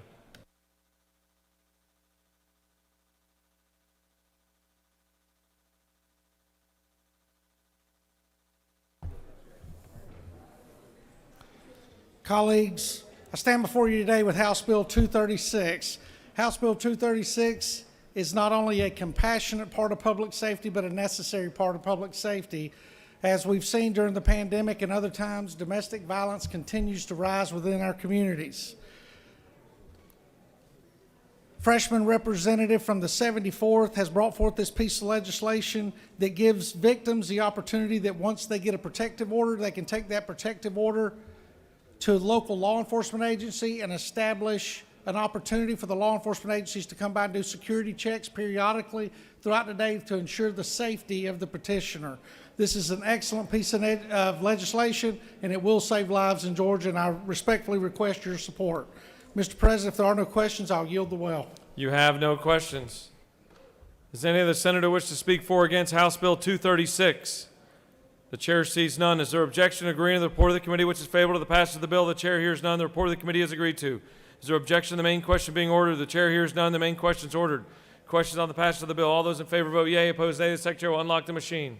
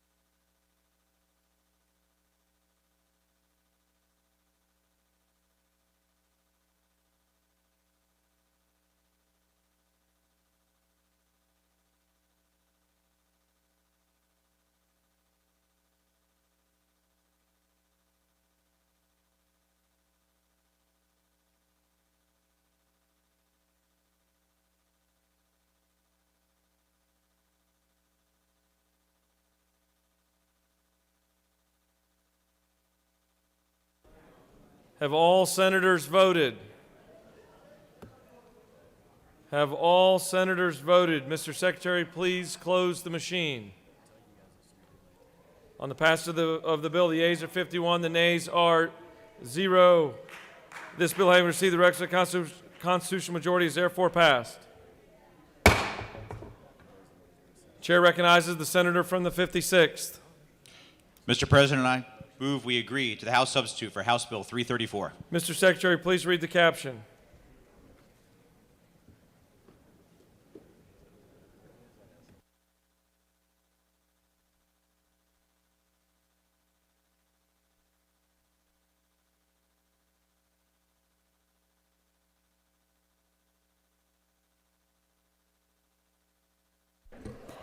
House Bill 334 by Representatives Gullett of the 19th and others. A bill to be entitled an act to amend Article 2 of Chapter 6 of Title 15 and Article 1 of Chapter 17 of Title 45 of the OCGA relating to clerks of superior courts and general provisions regarding notaries public and for other purposes. Read a little bit, Jack needs to build it up. The House offers the following amendment to amend House Bill 334 by striking the language beginning with line 1 on page 1 through line 447 on page 19 and inserting in lieu thereof the following: to amend Article 2 of Chapter 6 of Title 15 and Article 1 of Chapter 17 of Title 45 of the OCGA relating to clerks of superior courts and general provisions regarding notaries public, respectively, so as to provide for remote online notaries public and remote online notarizations, to provide for and revise definitions, to revise the powers of the Georgia Support Court Clerks Cooperative Authority, to provide for requirements for remote online notaries public and remote online notarization, to provide that the Georgia Superior Court Clerks Cooperative Authority may adopt certain standards for remote online notarization, and for other purposes. This completes the order, Mr. President.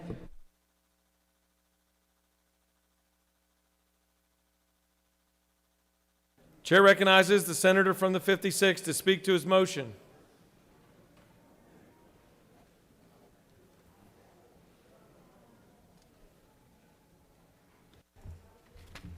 Thank you, Mr. President. The night is getting late, so I will be brief. This bill was discussed a little bit earlier. I know the great work that so many people had. The one thing that was added back into the online notary was for real estate transactions. We want to encourage more home ownership in the state of Georgia.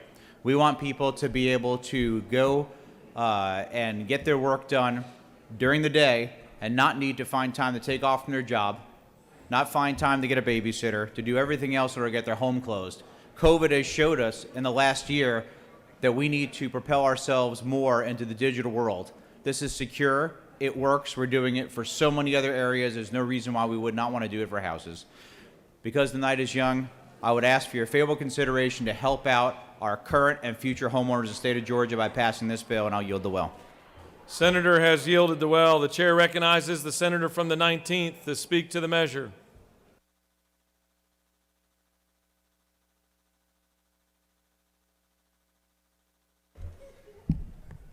Thank you, members of the Senate. This is the bill I told you about this morning. If you remember this morning, I was the sponsor of this bill.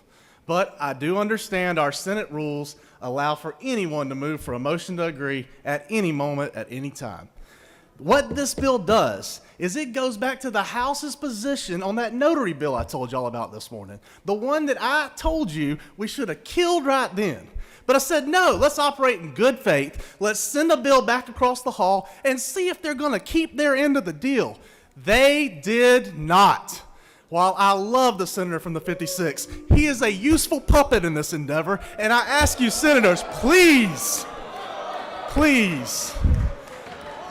do not. The senator will not impede the character of another senator in this chamber. That's fair, Mr. President. I apologize. I would ask that this chamber come back to order and debate this matter seriously. This bill takes and moves real estate into an online notary process. You may have had text that told you that 30 states have already done that. That is absolutely true, and 0 of them are attorney closing states. They are title closing states. If people want to send you text, get them to send you the whole truth. I ask that you disagree on this motion to agree to that the good senator from the 56 has brought up, that we can disagree, send this thing back across the House, and even give these guys one more chance to do what they said they were going to do. Thank you, Mr. President. I'll yield for questions. Chair recognizes the senator from the 56th. I yield. Senator, what's your profession? I'm an attorney. Senator, will you yield for another question? I sure will. Do you ever close loans? I've closed plenty of them. Okay. That's why I understand what this bill does. Senator, do you believe that could be a conflict? No, sir, it's not a conflict, because you know what this bill does? I was offered, would you put into this bill a guarantee fee for attorneys? And I said no, because it doesn't hurt attorneys nearly as bad as it hurts community banks.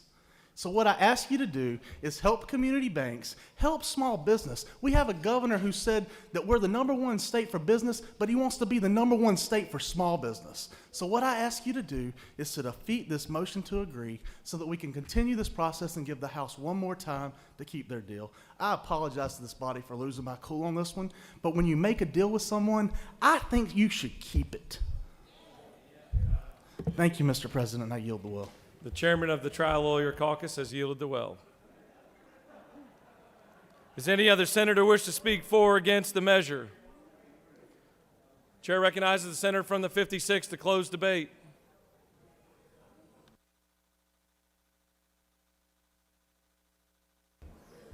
Thank you, Mr. President. I appreciate my friend, the senator from the 19th. This chamber will come back to order. And while I did ask him a final question, I know it went on to be a longer speech. We can all have different perspectives. And having a different perspective doesn't mean that we're carrying water or puppeting for anyone. And the senator from the 19th should know that better than anybody. So, without making it personal, I talked to many of the community bankers who said, I'm perfectly fine with this bill. In the last 12 months, every one of us has learned to do things differently. Who would have thought just a year ago we would be in a society where folks couldn't leave their houses? They couldn't get to the bank. The bank wasn't even opened. But life had to go on, and we had to figure out new and innovative ways to do things, didn't we? So in this case, the very simple way of doing things online, notarizing, is very simple, it's straightforward, and it's common sense, and I'd ask for your favorable consideration. The House passed this, I believe, almost unanimously, and I think we can do the same. Thank you. I yield the well. Senator has yielded the well. For what purpose does the senator from the 17th rise? Mr. President, I move that we put House Bill 334 on the table.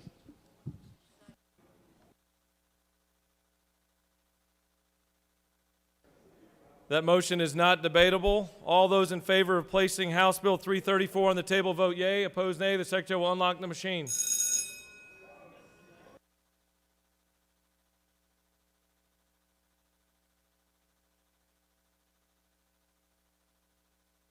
Have all senators voted?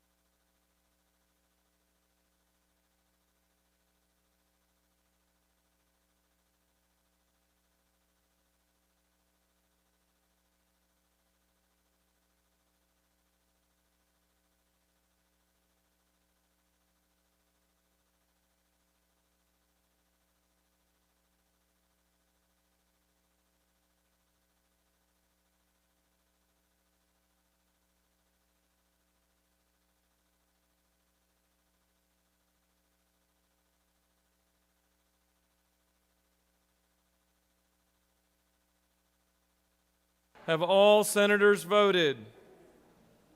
Have all senators voted? Ms. Secretary, will you please close the machine? On the motion to place House Bill 334 on the table, the yeas are 46, the nays are 6, and House Bill 334 has been placed on the table.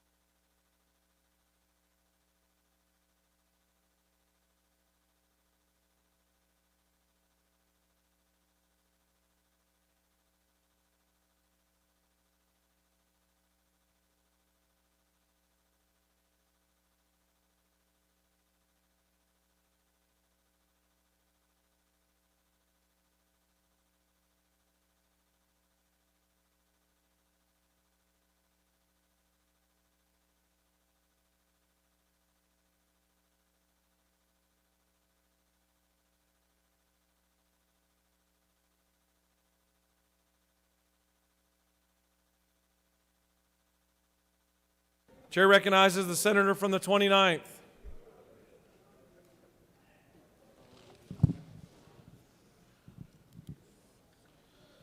Um, 241, House Yes, Bill sir. 241. Does that ring a bell? There's no list. Senator, Mr. President, I ask for unanimous consent to bring House Bill 241 off the table. Ms. Secretary, please read the caption. House Bill 241 by Representatives Gamble of the 15th and others. A bill to be entitled an act to amend Code Section 33-7-6 of the OCGA relating to property insurance, contract requirements, rules and regulations, and exemptions so as to revise the meaning of property insurance, to change the parameters under which certain contracts, agreements, or instruments may be canceled, and for other purposes. The Senate Committee on Insurance and Labor recommends that this bill do pass. Respectfully submitted, Senator Burke of the 11th, Chairman. This completes the order, Mr. President. Senator from the 29th has asked for unanimous consent for House Bill 241 to be taken off the table. Is there objection? Chair hears none, and it's taken off the table. Chair recognizes the senator from the 29th to present the measure.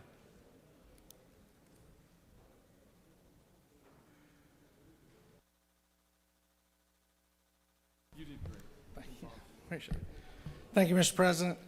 Colleagues, House Bill 241 is a piece of legislation that passed out of this chamber last year, and it became a victim of COVID. Basically, what this does is it expands what constitutes property insurance relating to motor vehicles by including wheels, keys, key fobs, and things of those nature so that consumers can enter into service contracts with them.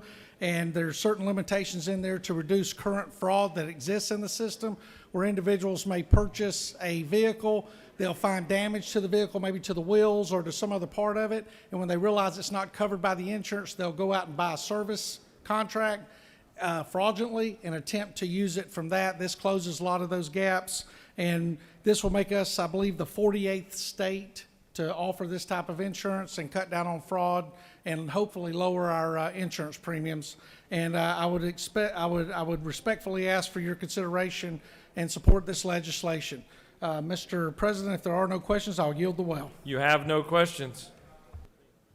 Does any other senator wish to speak for or against House Bill 241?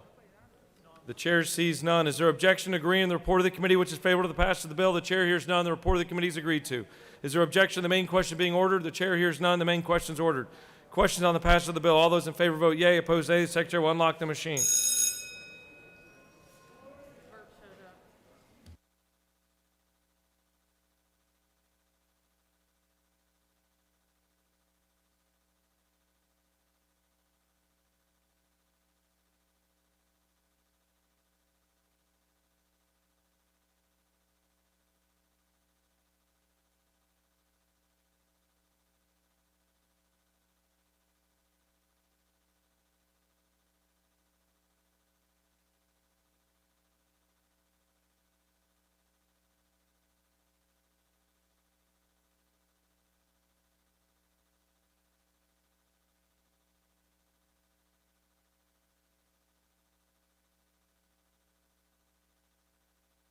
Have all senators voted?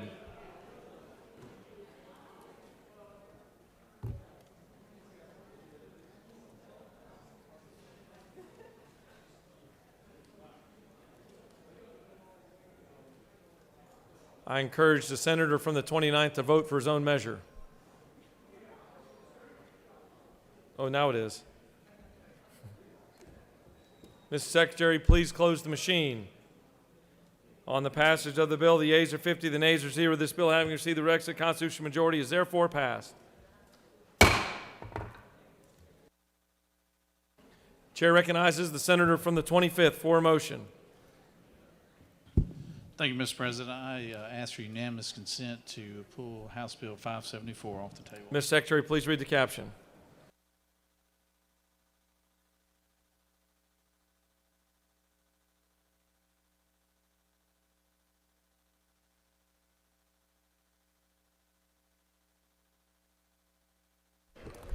House Bill 574 by Representatives Camp of the 131st. A bill to be entitled an act to amend Code Section 4-11-3 of the OCGA relating to licenses for pet dealers and kennel, stable, or animal shelter operators and for other purposes.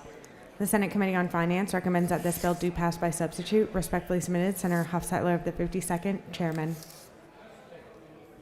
Animal shelter operators.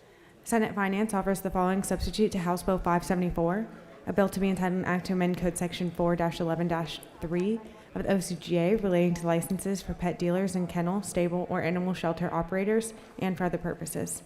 This completes the order, Mr. President. Senator from the 25th has asked for unanimous consent that House Bill 574 be taken off the table. Is there objection?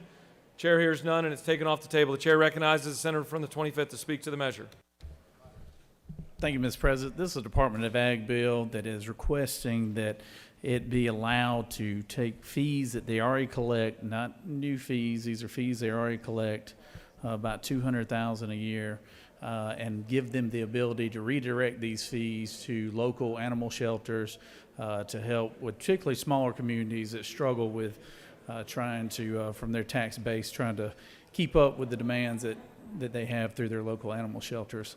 So all this is doing is allowing them to redirect some of these fees to the local animal shelters and aid with the measures that they have to deal with. I respectfully ask for your consideration, your support of the measure. I yield. You had no questions. Any other senator wish to speak for or against House Bill 574? Chair sees none. The question is on the adoption of the committee substitute. Is there objection to adoption of the committee substitute? The chair hears none. The committee substitute is adopted. Is there objection to agreeing to the report of the committee, which is favorable to the passage of the bill? The chair hears none. The report of the committee is agreed to. Is there objection to the main question being ordered? Chair hears none. The main question is ordered. Question on the passage of the bill by substitute. All those in favor vote yea. Opposed, nay. Secretary will unlock the machine.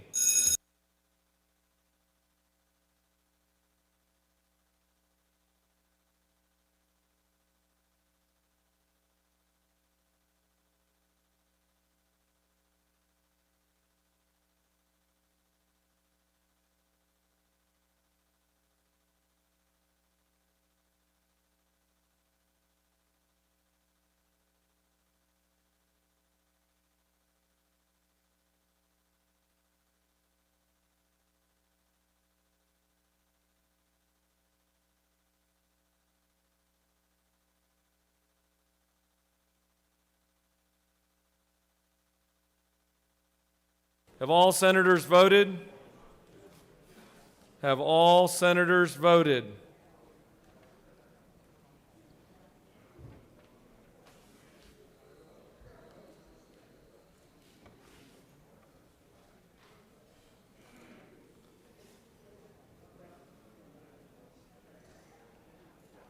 Ms. Secretary, please close the machine.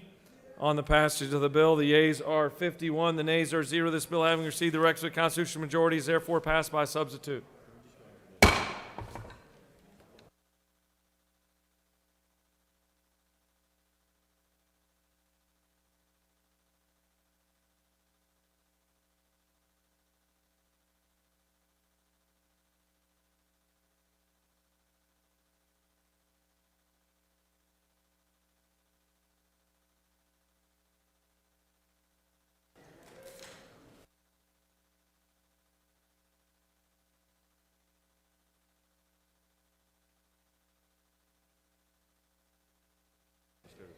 Chair recognizes the senator from the 52nd for a motion.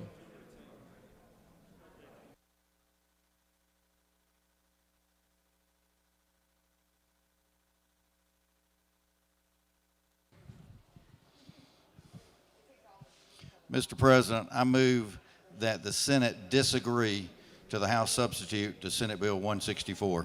Ms. Secretary, will you please read the caption?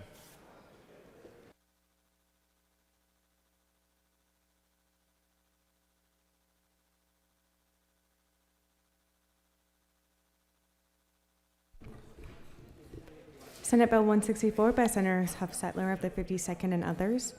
A bill to be entitled an act to amend Code Section 15-11-471, Title 16, and Code Section 31-22-9.1 of the OCGA, relating to definitions relative to juvenile delinquency, crimes and offenses, and who may perform HIV tests, and for other purposes.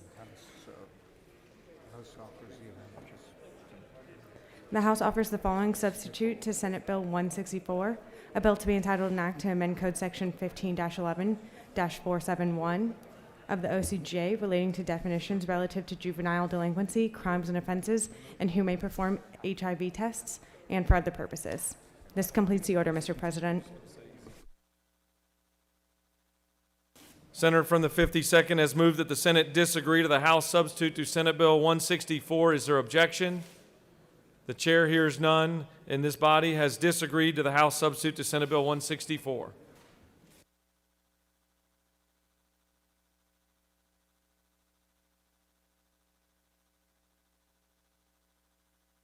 Chair recognizes the senator from the 29th. For a motion. Mr. President, I ask for unanimous consent that the Senate agree with the House substitute on Senate Bill 115. Ms. Secretary, please read the caption.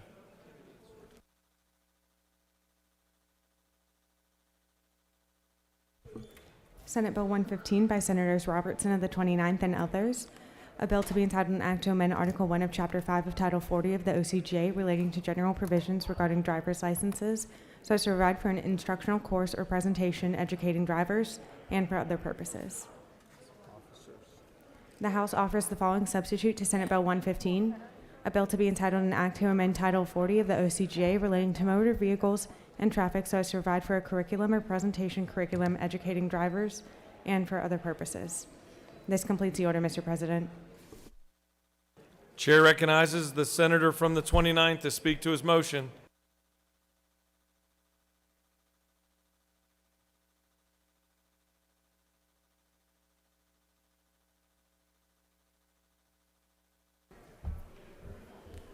Friends and colleagues, I know each of you are familiar with SB 115. We passed it out of this chamber.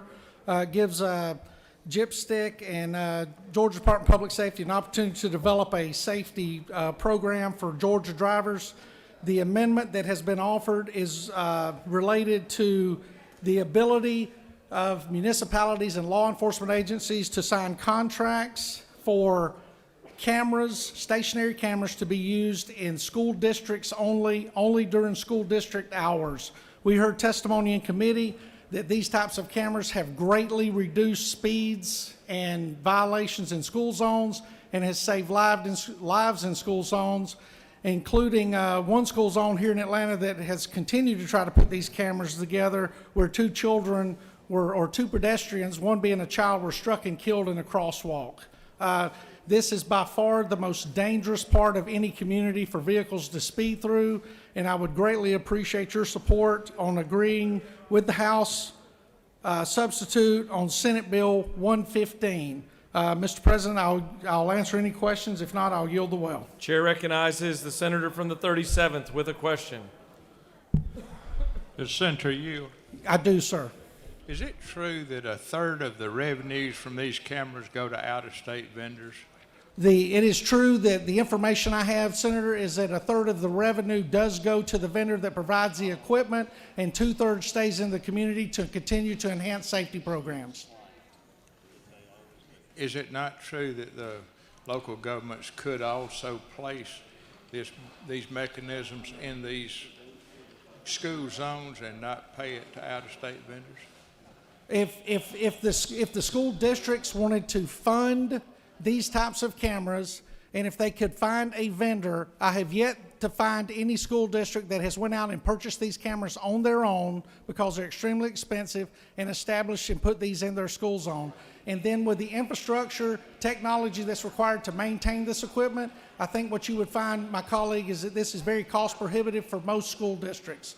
And I say most school districts. I'm not talking about some of those here and around Metro Atlanta. Does the senator further yield? Yes, sir, I do. Are school districts prohibited from operating these cameras? No, sir, not to my knowledge. It's my understanding that they are, and it's not authorized by state law. The school district in Harris County, where I'm at, it's operated by the school district and the city of Hamilton. Senator, further yield? Yes, sir, I do. Is it true that under this legislation, the school districts do not get any revenue off of these cameras? No, sir. What is under here is that it does not require the signing off by the school district. That does not prohibit the municipality or the municipality from sharing the revenues with the law enforcement agencies, which they currently do, and the school district. But those would all be agreements made within the local school district by the individuals and the groups involved. Senator Further Yield? Yes, sir, I do. Is it true that the legislature last year denied school districts the ability to run their own radar in school districts by school district Yes, sir. safety officers? Yes, sir. What is true is last year during the Public Safety Hearing Committee, myself and others voted against giving school law enforcement officers the ability to run radar in their vehicles because traffic stops normally, when the traffic stop starts, where it stops, 99% of the time is outside of the school district, therefore robbing the school district of the resource of that law enforcement officer within the school district to fulfill his or her responsibility of protecting the children and educators within the school district. That is correct. You have no more questions. Thank you. I would greatly appreciate everyone's support on 115. Thank you. Mr. President, I yield the well. Senator has yielded the well. Does any other senator wish to speak for or against the motion? The chair sees none. Senator from the 29th has moved that the Senate agree to the House substitute to Senate Bill 115. All those in favor vote yea, opposed nay. Secretary will unlock the machine.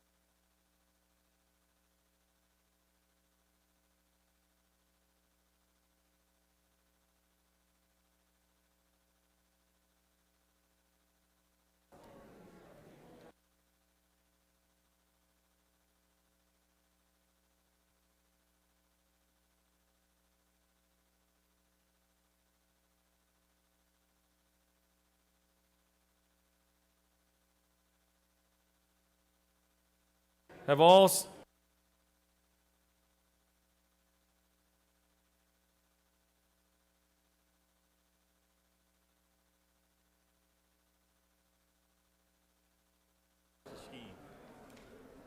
senators voted? Hallways clear. Ms. Secretary, please close the machine. On the passage of the motion, the yeas are 23, the nays are 26, and the motion has failed. What purpose does the senator from the 29th rise? A call for reconsideration, Mr. President. Senator has that right to file for immediate reconsideration. Would you like to speak to your motion to reconsider? Yes, sir. Gentleman is recognized to speak to his motion to reconsider.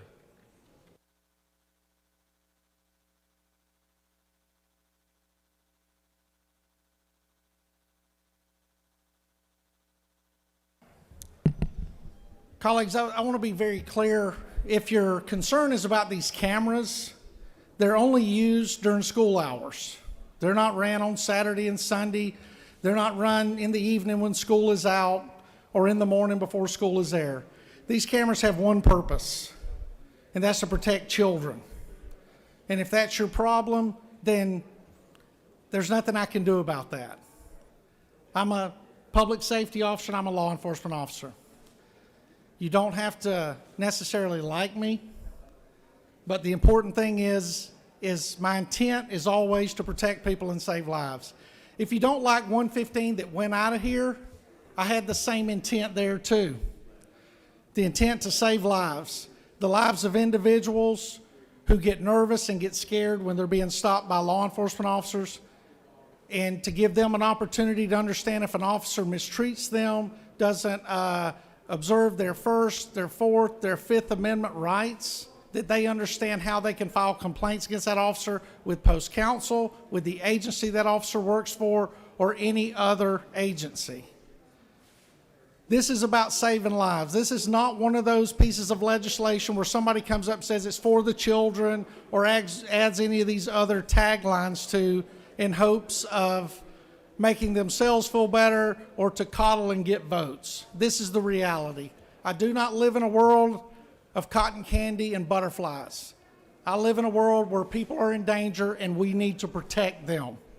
So please, please, we need your vote. This is important. Mr. President, if there are no questions, I'll yield the well. Your time has expired. Does any other senator wish to speak against the motion? For what purpose does the majority leader rise? Parliamentary inquiry. State your inquiry. Is this the real intent of this bill, to save lives of people during traffic stops? Because at no point during their training do they have any indication or any education on what to do if they are pulled over by police, and is the intent, so the whole intent of the bill, regardless of these cameras, I could care less about the cameras, but regardless of these cameras, is the whole intent not to save lives of people during traffic stops? I'm sure the gentleman knows of what he speaks. For what purpose does the pro tem rise? Parliamentary inquiry. State your inquiry. Mr. President, isn't it also true that school boards sign off on these cameras? And isn't it also true that the gentleman from the 37th points out that the vendor takes 1/3 and the school board gets 2/3? But isn't it better to have 2/3 of something than all of nothing? And isn't it better that we have children protected in school zones? And isn't it also better that 115 is a bill that helps instruct young people particularly about how to conduct themselves in a traffic stop and helps them? The gentleman speaks with great passion. All right, the time has expired on the measure. The gentleman has moved that this body reconsider.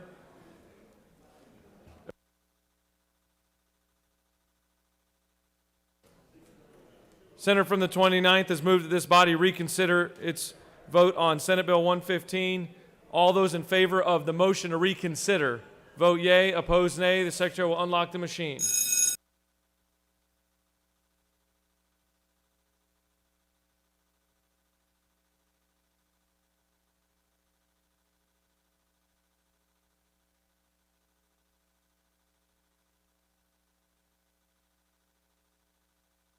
For what purpose does the senator from the 41st rise? Parliamentary inquiry. State your inquiry. Mr. President, isn't it true that this bill actually makes it so that school boards no longer have to sign off on those cameras? That's for each and every member to make that decision on their own. Thank you. Have all senators voted?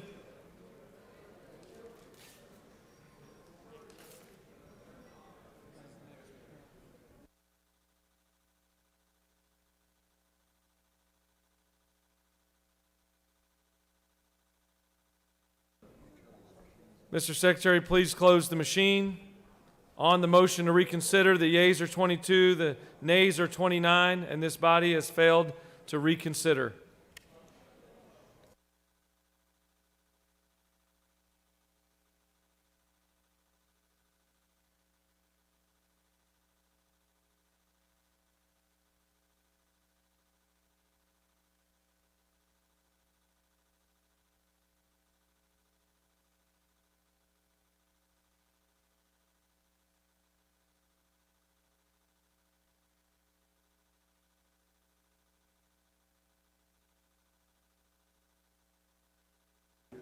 Chair recognizes the senator from the 50th for a motion. Mr. President, I move that the Senate adhere to its disagreement to the House amendment to Senate substitute to House Bill 409 and that a conference committee be appointed. Mr. Secretary, can you please read the caption?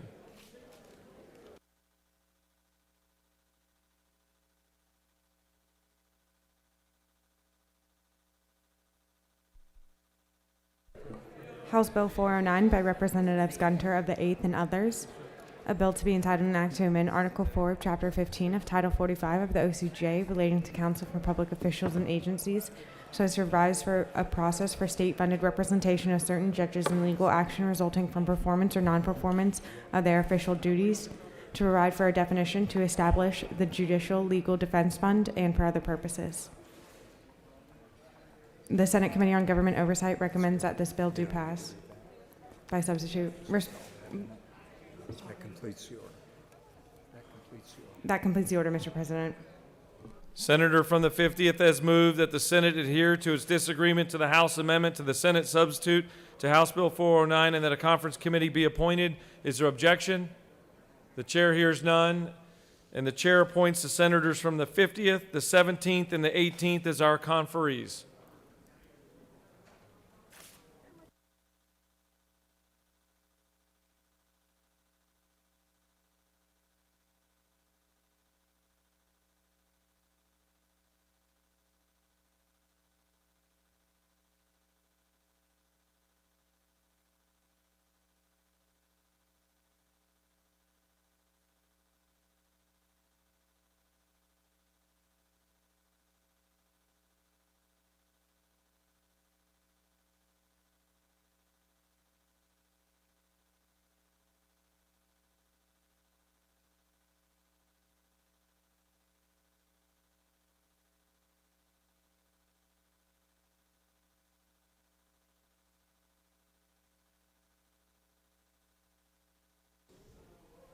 Chair recognizes the senator from the 16th.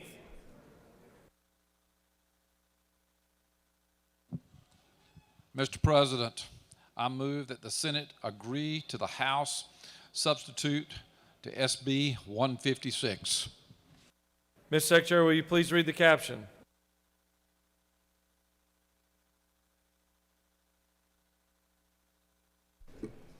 Senate Bill 156 by Senators Harwin of the 16th and others. A bill to be entitled an act to amend Title 34 of the OCGA relating to labor and industrial relations so as to provide for the appointment, oath, bond, power, duties, and authority of a chief labor officer and for other purposes. The House offers the following substitute to Senate Bill 156. A bill to be entitled an act to amend Title 34 of the OCGA relating to labor and industrial relations so as to provide for the appointment, oath, bond, power, duties, authority, and removal of chief labor officer, to require the chief labor officer to promptly respond to financial audits and for other purposes. This completes the order, Mr. President. For what purpose does the senator from the 42nd rise? Mr. President, at the appropriate time, I'd like to ask for unanimous consent to excuse the senator from the 39th. This is the appropriate time, and without objection, the senator from the 39th is excused. The button must have come off. Chair recognizes the senator from the 16th to speak to his motion.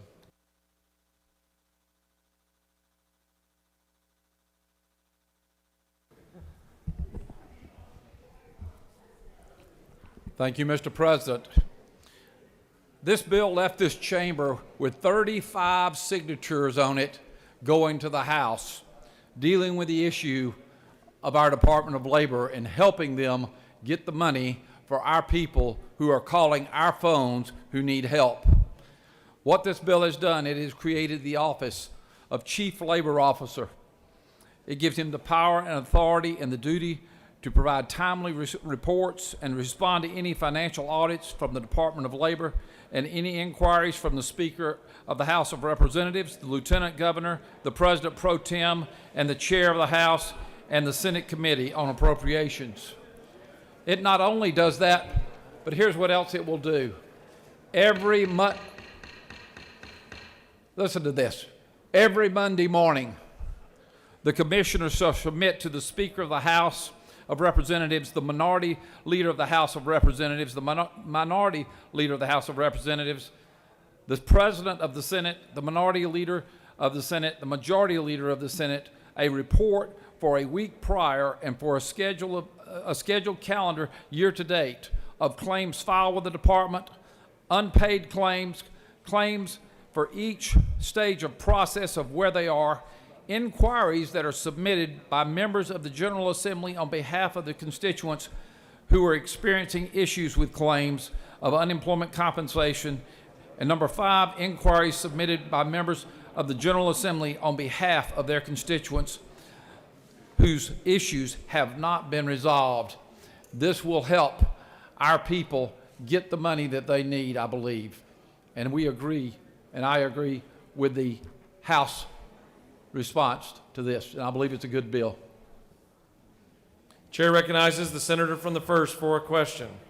Does Senator yield? I yield. Isn't it not true on line 48 and 49? It says this section shall stand repealed on December 31, 2022. So it does sunset, and certainly we should be over by the pandemic by then and get the Department of Labor some assistance. Yes, sir. By that time, we should have the problem solved, and I believe the addition of this helps solve that issue. Chair recognizes the senator from the 27th for a question. Thank you, Mr. President. Senator Yield. Yield.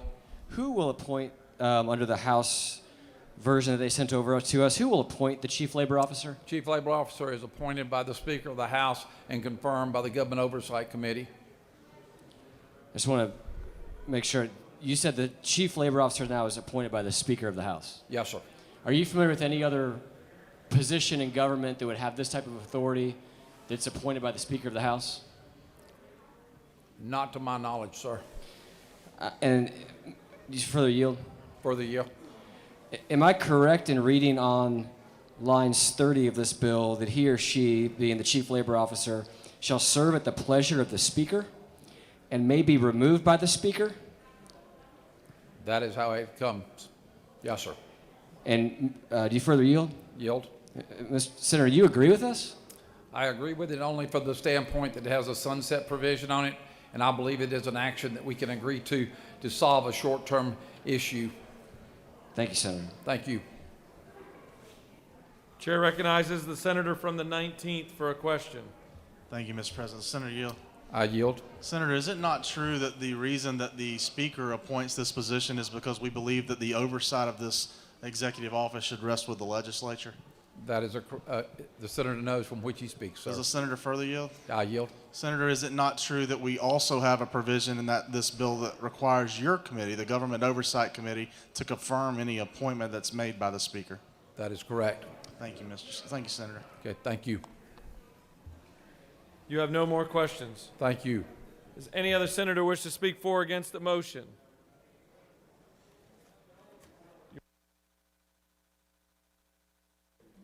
For what purpose does the senator from the 14th rise? Thank you, Mr. President. I ask unanimous consent to be excused from voting on Senate Bill 156 pursuant to Senate Rule 5-1-8.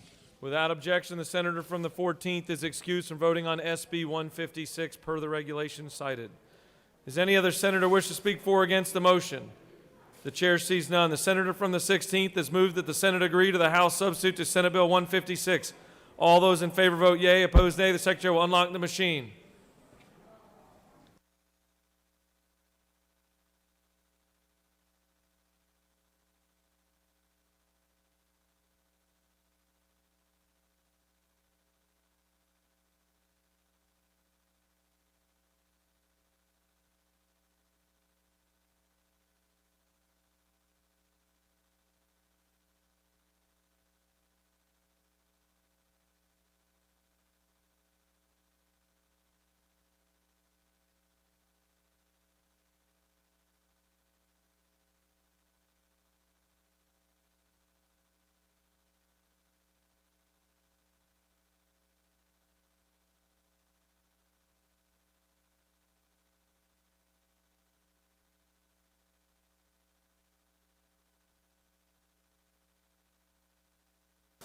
Have all senators voted?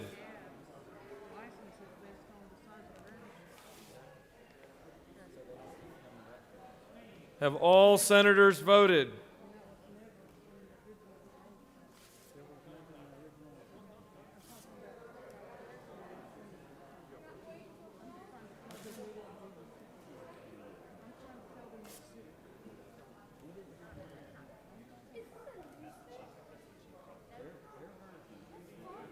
A couple more out in the hallway.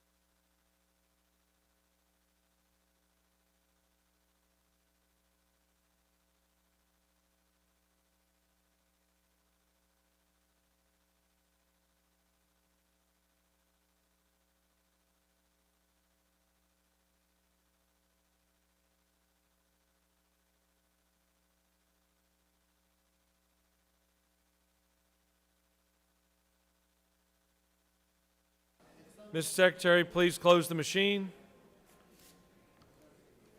On the passage of the motion, the yeas are 29, the nays are 20, and the Senate has agreed to the House substitute to Senate Bill 156.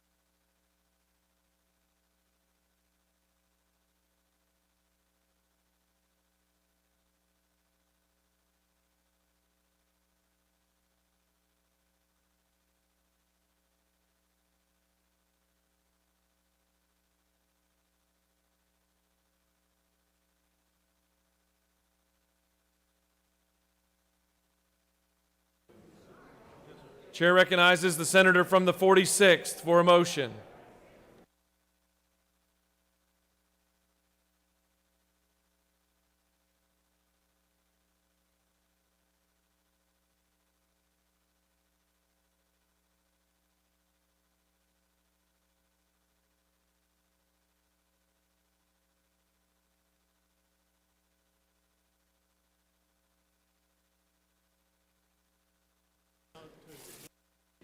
To agree.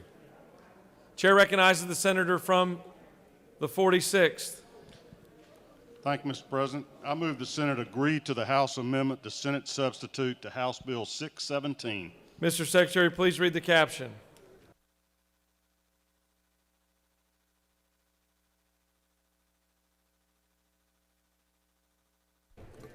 House Bill 617 by Representatives Martin of the 49th and others.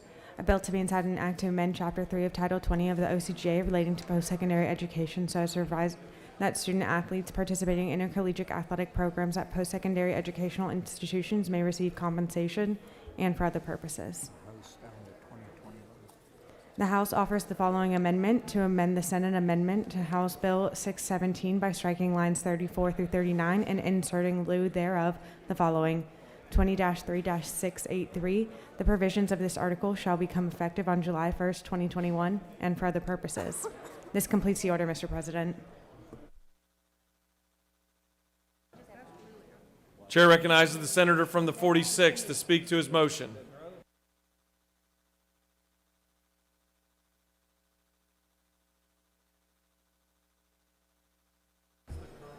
Thank you, Mr. President, ladies and gentlemen of the Senate. For once, the House just made one small change to one of our bills instead of totally gutting it. You'll remember I had put the effective date of this bill would not be until the NCAA changed its rules to allow this, or else Congress passed a bill to allow it. There apparently is a bill in Congress effective, it's underway now, it's being negotiated, that might resolve this, and the NCAA is also looking into rules and regulations. So the House just kind of flipped it and went ahead and made the bill effective this July, but it will be essentially terminated once the Congress passes a bill or the NCAA takes care of this. Then we'll have nationwide standards we'll all follow. I'm fine with this change and would ask you to agree. Willing to take any questions if anybody has them. You have no questions. Thank you, Mr. President. Does any other senator wish to speak for or against the motion? The chair sees none. The senator from the 46th has moved that the Senate agree to the House amendment, the Senate substitute to House Bill 617. All those in favor vote yea, opposed nay. The secretary will unlock the machine.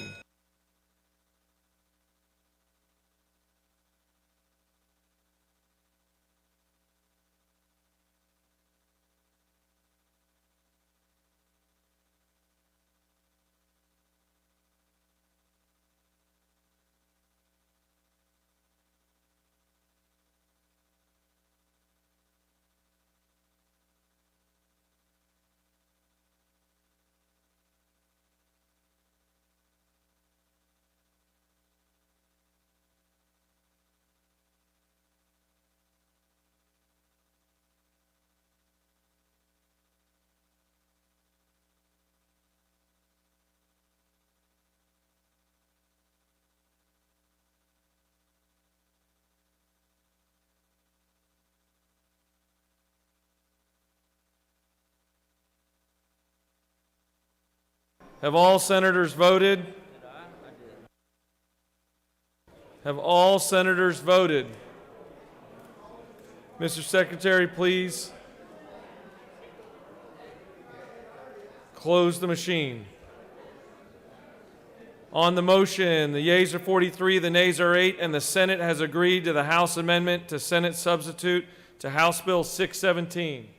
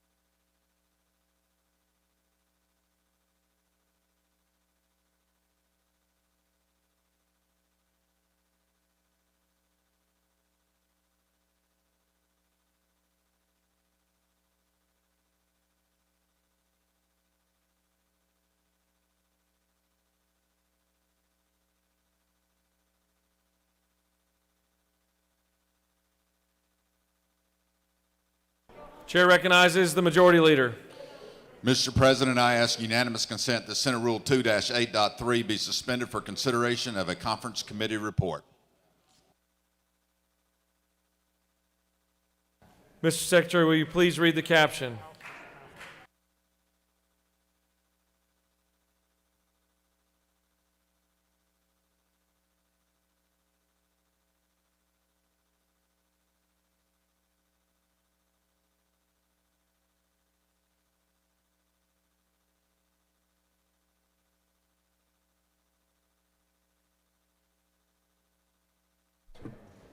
Committees of Conference substitute to Senate Bill 195, a bill to be entitled an act to amend Title 16 of the OCGA relating to crimes and offenses so as to provide that low THC oil, marijuana, and tetrahydrocannabinoids do not include certain federally approved products and for other purposes.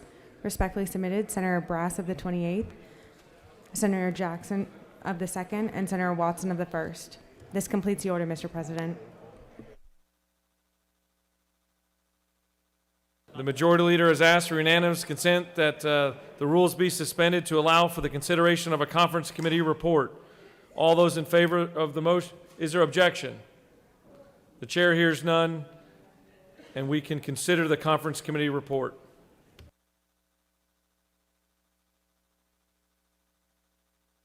Chair recognizes the senator from the 28th for a motion.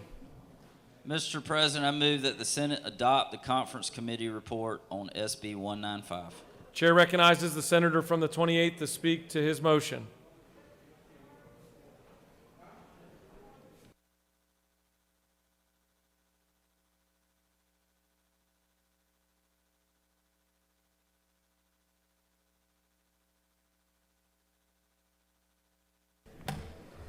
Thank you, Mr. President. All right, SB 195, when it left here, we had unlimited dispensaries. The commission could issue as many dispensaries in this state as possible. Many of y'all got emails and texts and calls from your sheriffs saying that with 19,000 patients on the registry that you could end up with 1,000 dispensaries in this state. I didn't feel comfortable leaving here with that language. I didn't feel comfortable voting on it with that language. So when we went into conference, I fought to make sure that we put a limit on the number of dispensaries. So what we ended up with was we are giving the 6 licensees that will be awarded will each get 5 dispensaries. That's a total of 30. Again, when it left here, the House was insisting on unlimited amount of dispensaries. They had a bill earlier in the year that had 60. We got them down to 30. The way I got them down to 30 was that we allowed the amount of dispensaries can grow with the number of patients on the registry. So for every 10,000 patients that we add to the registry, that each licensee holder will then gain one more dispensary. So basically right now we have 15,000 patients on the registry. At 25,000, we will go from 30 to 36 dispensaries. 36 is not a whole lot when you look into the grand scheme of things. So that is the most debatable part of this bill. So I want to be very clear on that. We're 30 dispensaries out of the gate, each licensee holder getting 5, and then they will each gain 1. And the reason we wanted to each one of them gain 1 was to keep us out of court, so that we're not issuing out to 1 or 2 or 3 of them. We're just going to give all 6 of them 1. Now, I want to be very clear on this. The market will drive this, and we control the market. We control the market because we control the illnesses and the diagnoses. The Composite Medical Board has to make recommendations to us to add an illness. All this fear of going down the path of recreational, if you look in states that went recreational, number one, the list got way out of control. The list of diagnoses got way out of control. We have a tight grip on that. That's number one. Number two, these other states went from vertical integration to what's known as horizontal. So you had a licensee holder that was producing and manufacturing, but then you had dispensaries that were owned by separate companies. And those states that had that horizontal integration quickly moved to recreational. We, in this bill, and again, this was a change from the House. We got them to move off their position.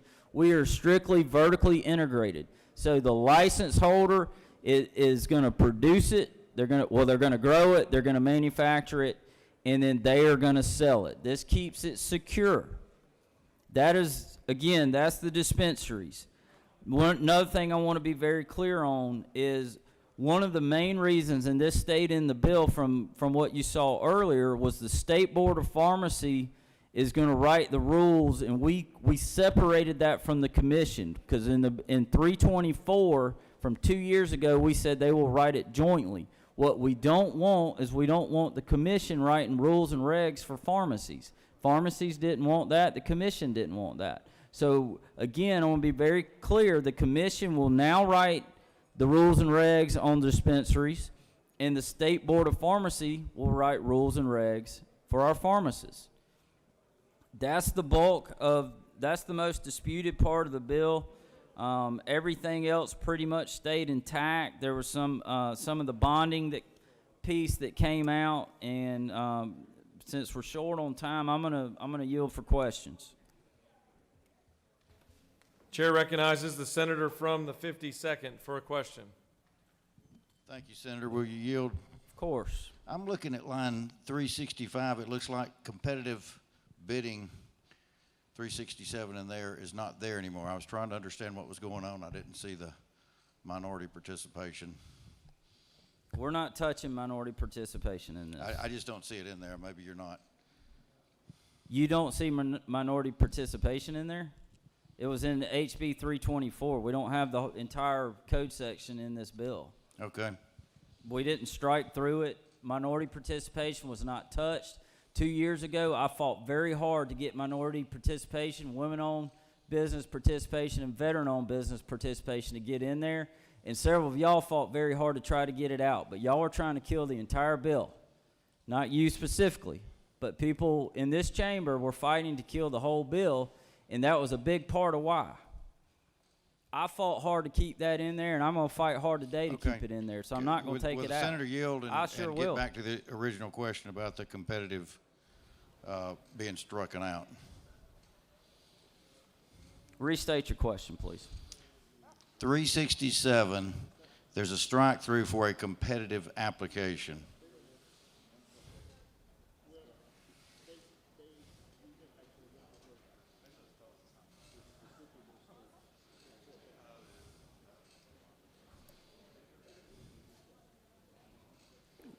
License issue percent, okay.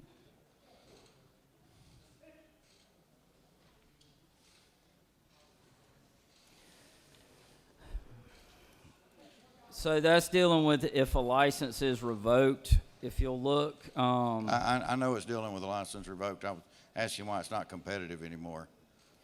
what we saw with when you do that, you force it through DOAS, which is a competitive bid process. We're not bidding anything. The state's not purchasing anything. We're issuing a license. And in 324, we stated very clearly what the criteria is and how they're going to select it, how they're going to score it. And so this is a license process. It's not a bid process. And what we saw during one of the reasons we don't have licenses issued right now is because the bid process was so messed up because it went through DOAS, and they, quite frankly, don't even want it. Do you continue to yield for questions? I'll yield for one more. Chair recognizes the senator from the 53rd for a question. Thank you, Mr. President. Senator Yield. I yield. Thank you for your work on this. You've tightened it up. You've made it a lot safer for our communities, but yet you're allowing the Cannabis Commission to do more in their effort for research and other things. So thank you for your work. I'm for this bill, and I appreciate your effort. Thank you, Mr. Chairman. Love your support. Senator has yielded the well. Chair recognizes the pro tem to speak to the bill. The motion. Thank you, Mr. President. We've spent a lot of time on this bill. The senator from the 28th has spent a lot of time on this bill. Others have dedicated time and energy to this bill. This is a need that we are seeing across the state. We've changed this bill time and again to try to address it. We need to quit kicking this can down the road and go ahead and make a motion on this bill and take action. Ladies and gentlemen of the Senate, you've deliberated on this. It is time to take action on it. Mr. President, I yield the well. Senator has yielded the well. The chair recognizes the pro tem for a motion. Mr. President, I'd like to call a question. Pro tem has moved that we order the previous question. All those in favor of that motion signify by voting yes. Opposed, no. The secretary will unlock the machine.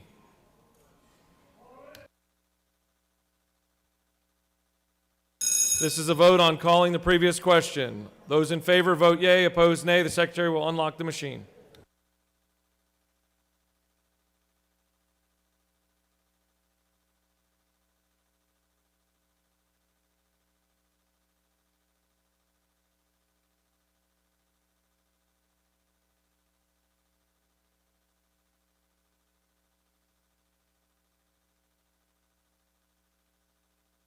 Have all senators voted?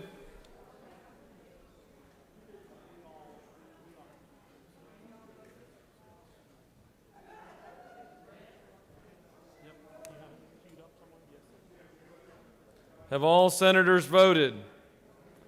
Mr. Secretary, please close the machine. On the motion, the yeas are 43, the nays are 9, and the motion has prevailed, and the previous question is now ordered.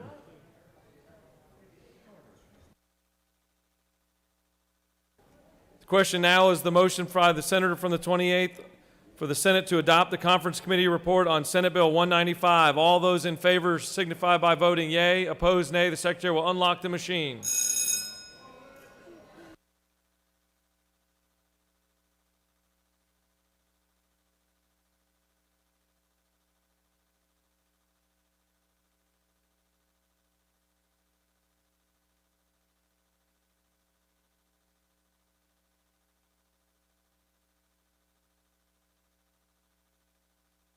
Have all senators voted?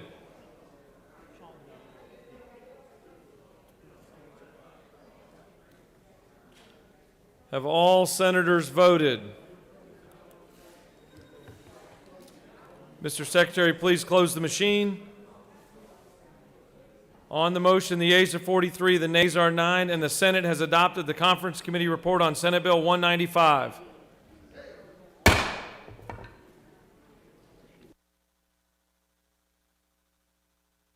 Chair recognizes the senator from the 11th for a motion. Mr. President, I move that the Senate agree to the House substitute Senate Bill 46. Ms. Secretary, please read the caption. Senate Bill 46 by Senators Burke of the 11th and others. A bill to be entitled an act to amend Title 31 of the OCGA relating to health so as to authorize certain medical personnel to administer vaccines during public health emergencies and for other purposes.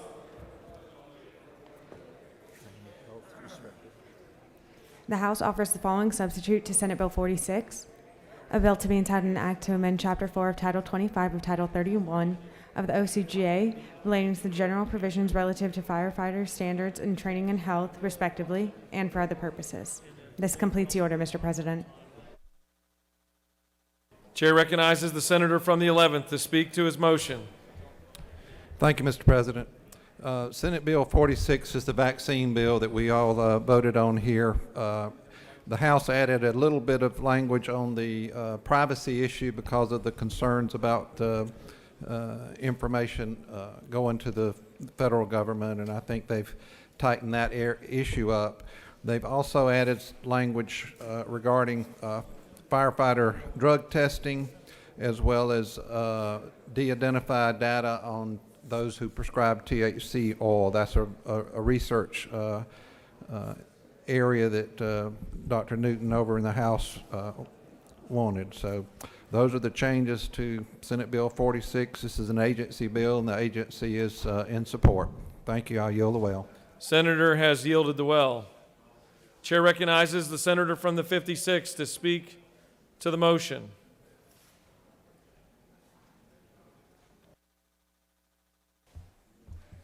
Thank you, Mr. President. I want to first off thank the senator from the 11th. He worked really hard on this very important bill. However, freshman representative over across the hall brought a bill to me in public safety, and I required that he go meet with the firefighter associations, with the firefighters and the fire chiefs. He didn't do that. I asked him several times, and he kept back asking to meet me to get a hearing for his bill, and I asked him to follow the process. He did not follow the process, and he missed crossover day. Told him I would help him with the bill in the off session, and yet here we are in the last hour for him adding it to a bill that does not have the agreement from the very folks that he is trying to quote-unquote help. So your firefighters association, your fire chiefs do not agree with what he put into the bill.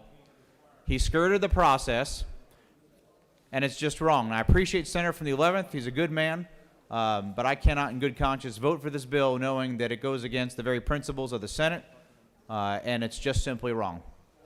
I'll yield for questions.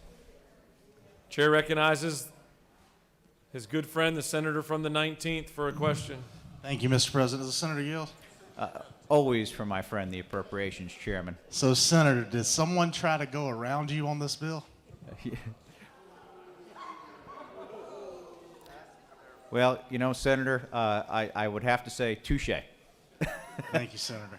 You have no more questions. I'll yield the well. You know any good attorneys? Not anymore. Chair recognizes the rules chairman for the benediction.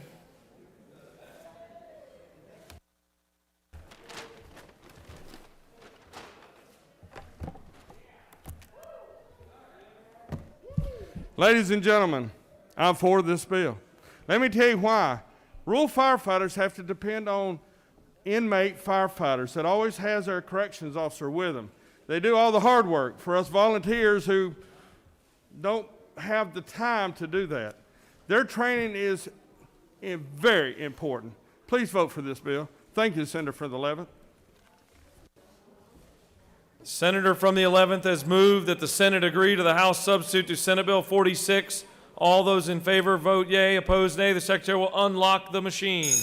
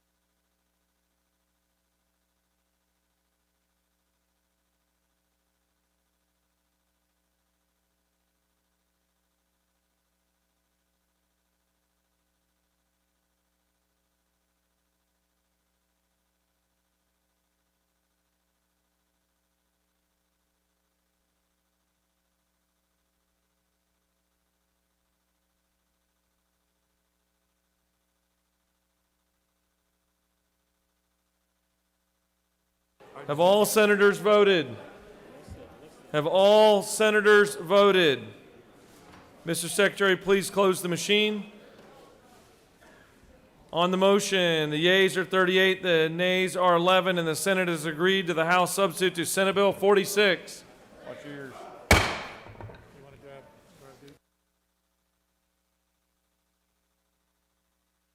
Chair recognizes the senator from the 51st for a motion. Mr. President, I move that the Senate agrees to the House substitute to SB 174. Mr. Secretary, please read the caption.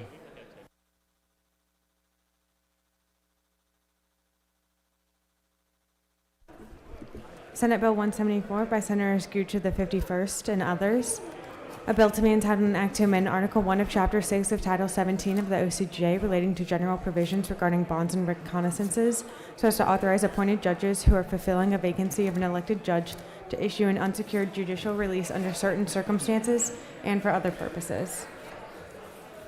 The House offers the following substitute to Senate Bill 174, a bill to be entitled an act to amend Article 1 of Chapter 6 of Title 17 of the OCGA relating to general provisions regarding bonds and reconnaissances so as to revise bail-restricted offenses, to revise a definition, to provide for and authorize appointed judge who are fulfilling a vacancy of an elected judge to issue certain bonds, and for other purposes. This completes the order, Mr. President. Chair recognizes the senator from the 51st to speak to his motion. Thank you, Mr. President.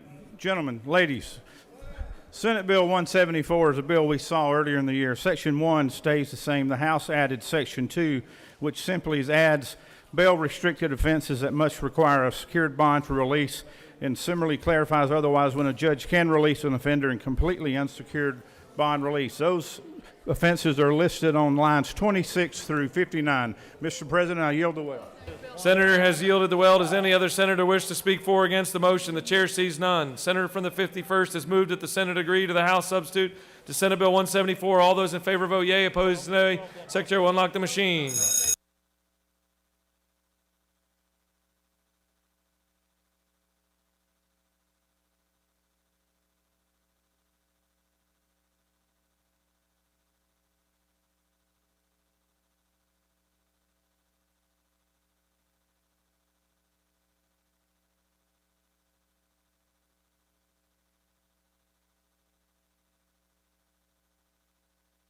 Have all senators voted? Have all senators voted? Mr. Secretary, please close the machine. On the motion, the yeas are 36 and nays are 14, and the Senate's agreed to the House substitute to Senate Bill 174. Chair recognizes the senator from the 25th. Thank you, Mr. President. I move that the Senate agree to the House amendment to Senate sub to House Bill 32. Ms. Secretary, please read the caption.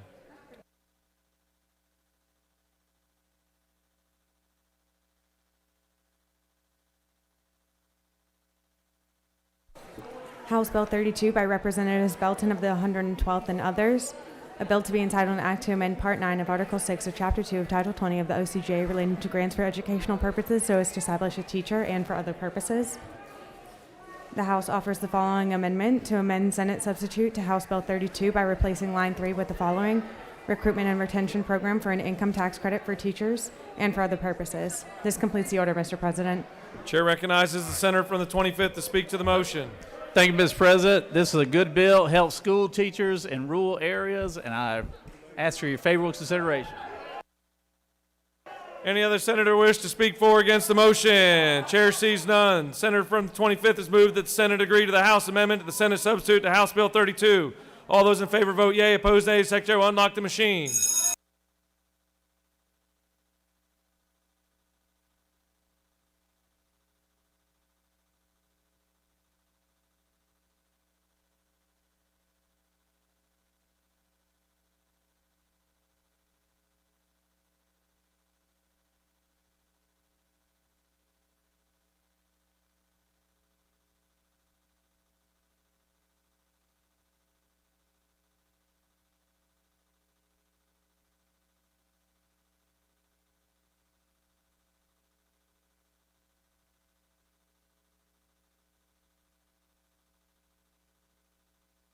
Have all senators voted? Ms. Secretary, please close the machine. On the passage of the motion, the yeas are 50, the nays are 0, and the Senate has agreed to the House amendment, the Senate substitute, House Bill 32. Chair recognizes the pro tem for a very important parliamentary inquiry. Parliamentary inquiry, Mr. President. State your inquiry. Mr. President, isn't it true that we have a great deal of thanks to give to all the great interns that work down here, and we couldn't do this work without them? Let's hear it for the interns! Woo! Thank you, Mr. President. Isn't it true that the chair seconds that motion and is grateful for each and every one of you and your families and all the hard work through this difficult period of time? Thank you for the sacrifice to be down here. Chair recognizes the majority leader for a motion.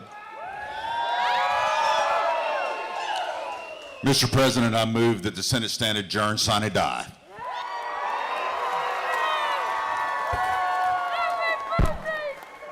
The majority leader has moved that the Senate stand adjourned. All those in favor of the motion signify by saying aye. Opposed, no. The ayes have it, and the Senate stands adjourned. Sine die!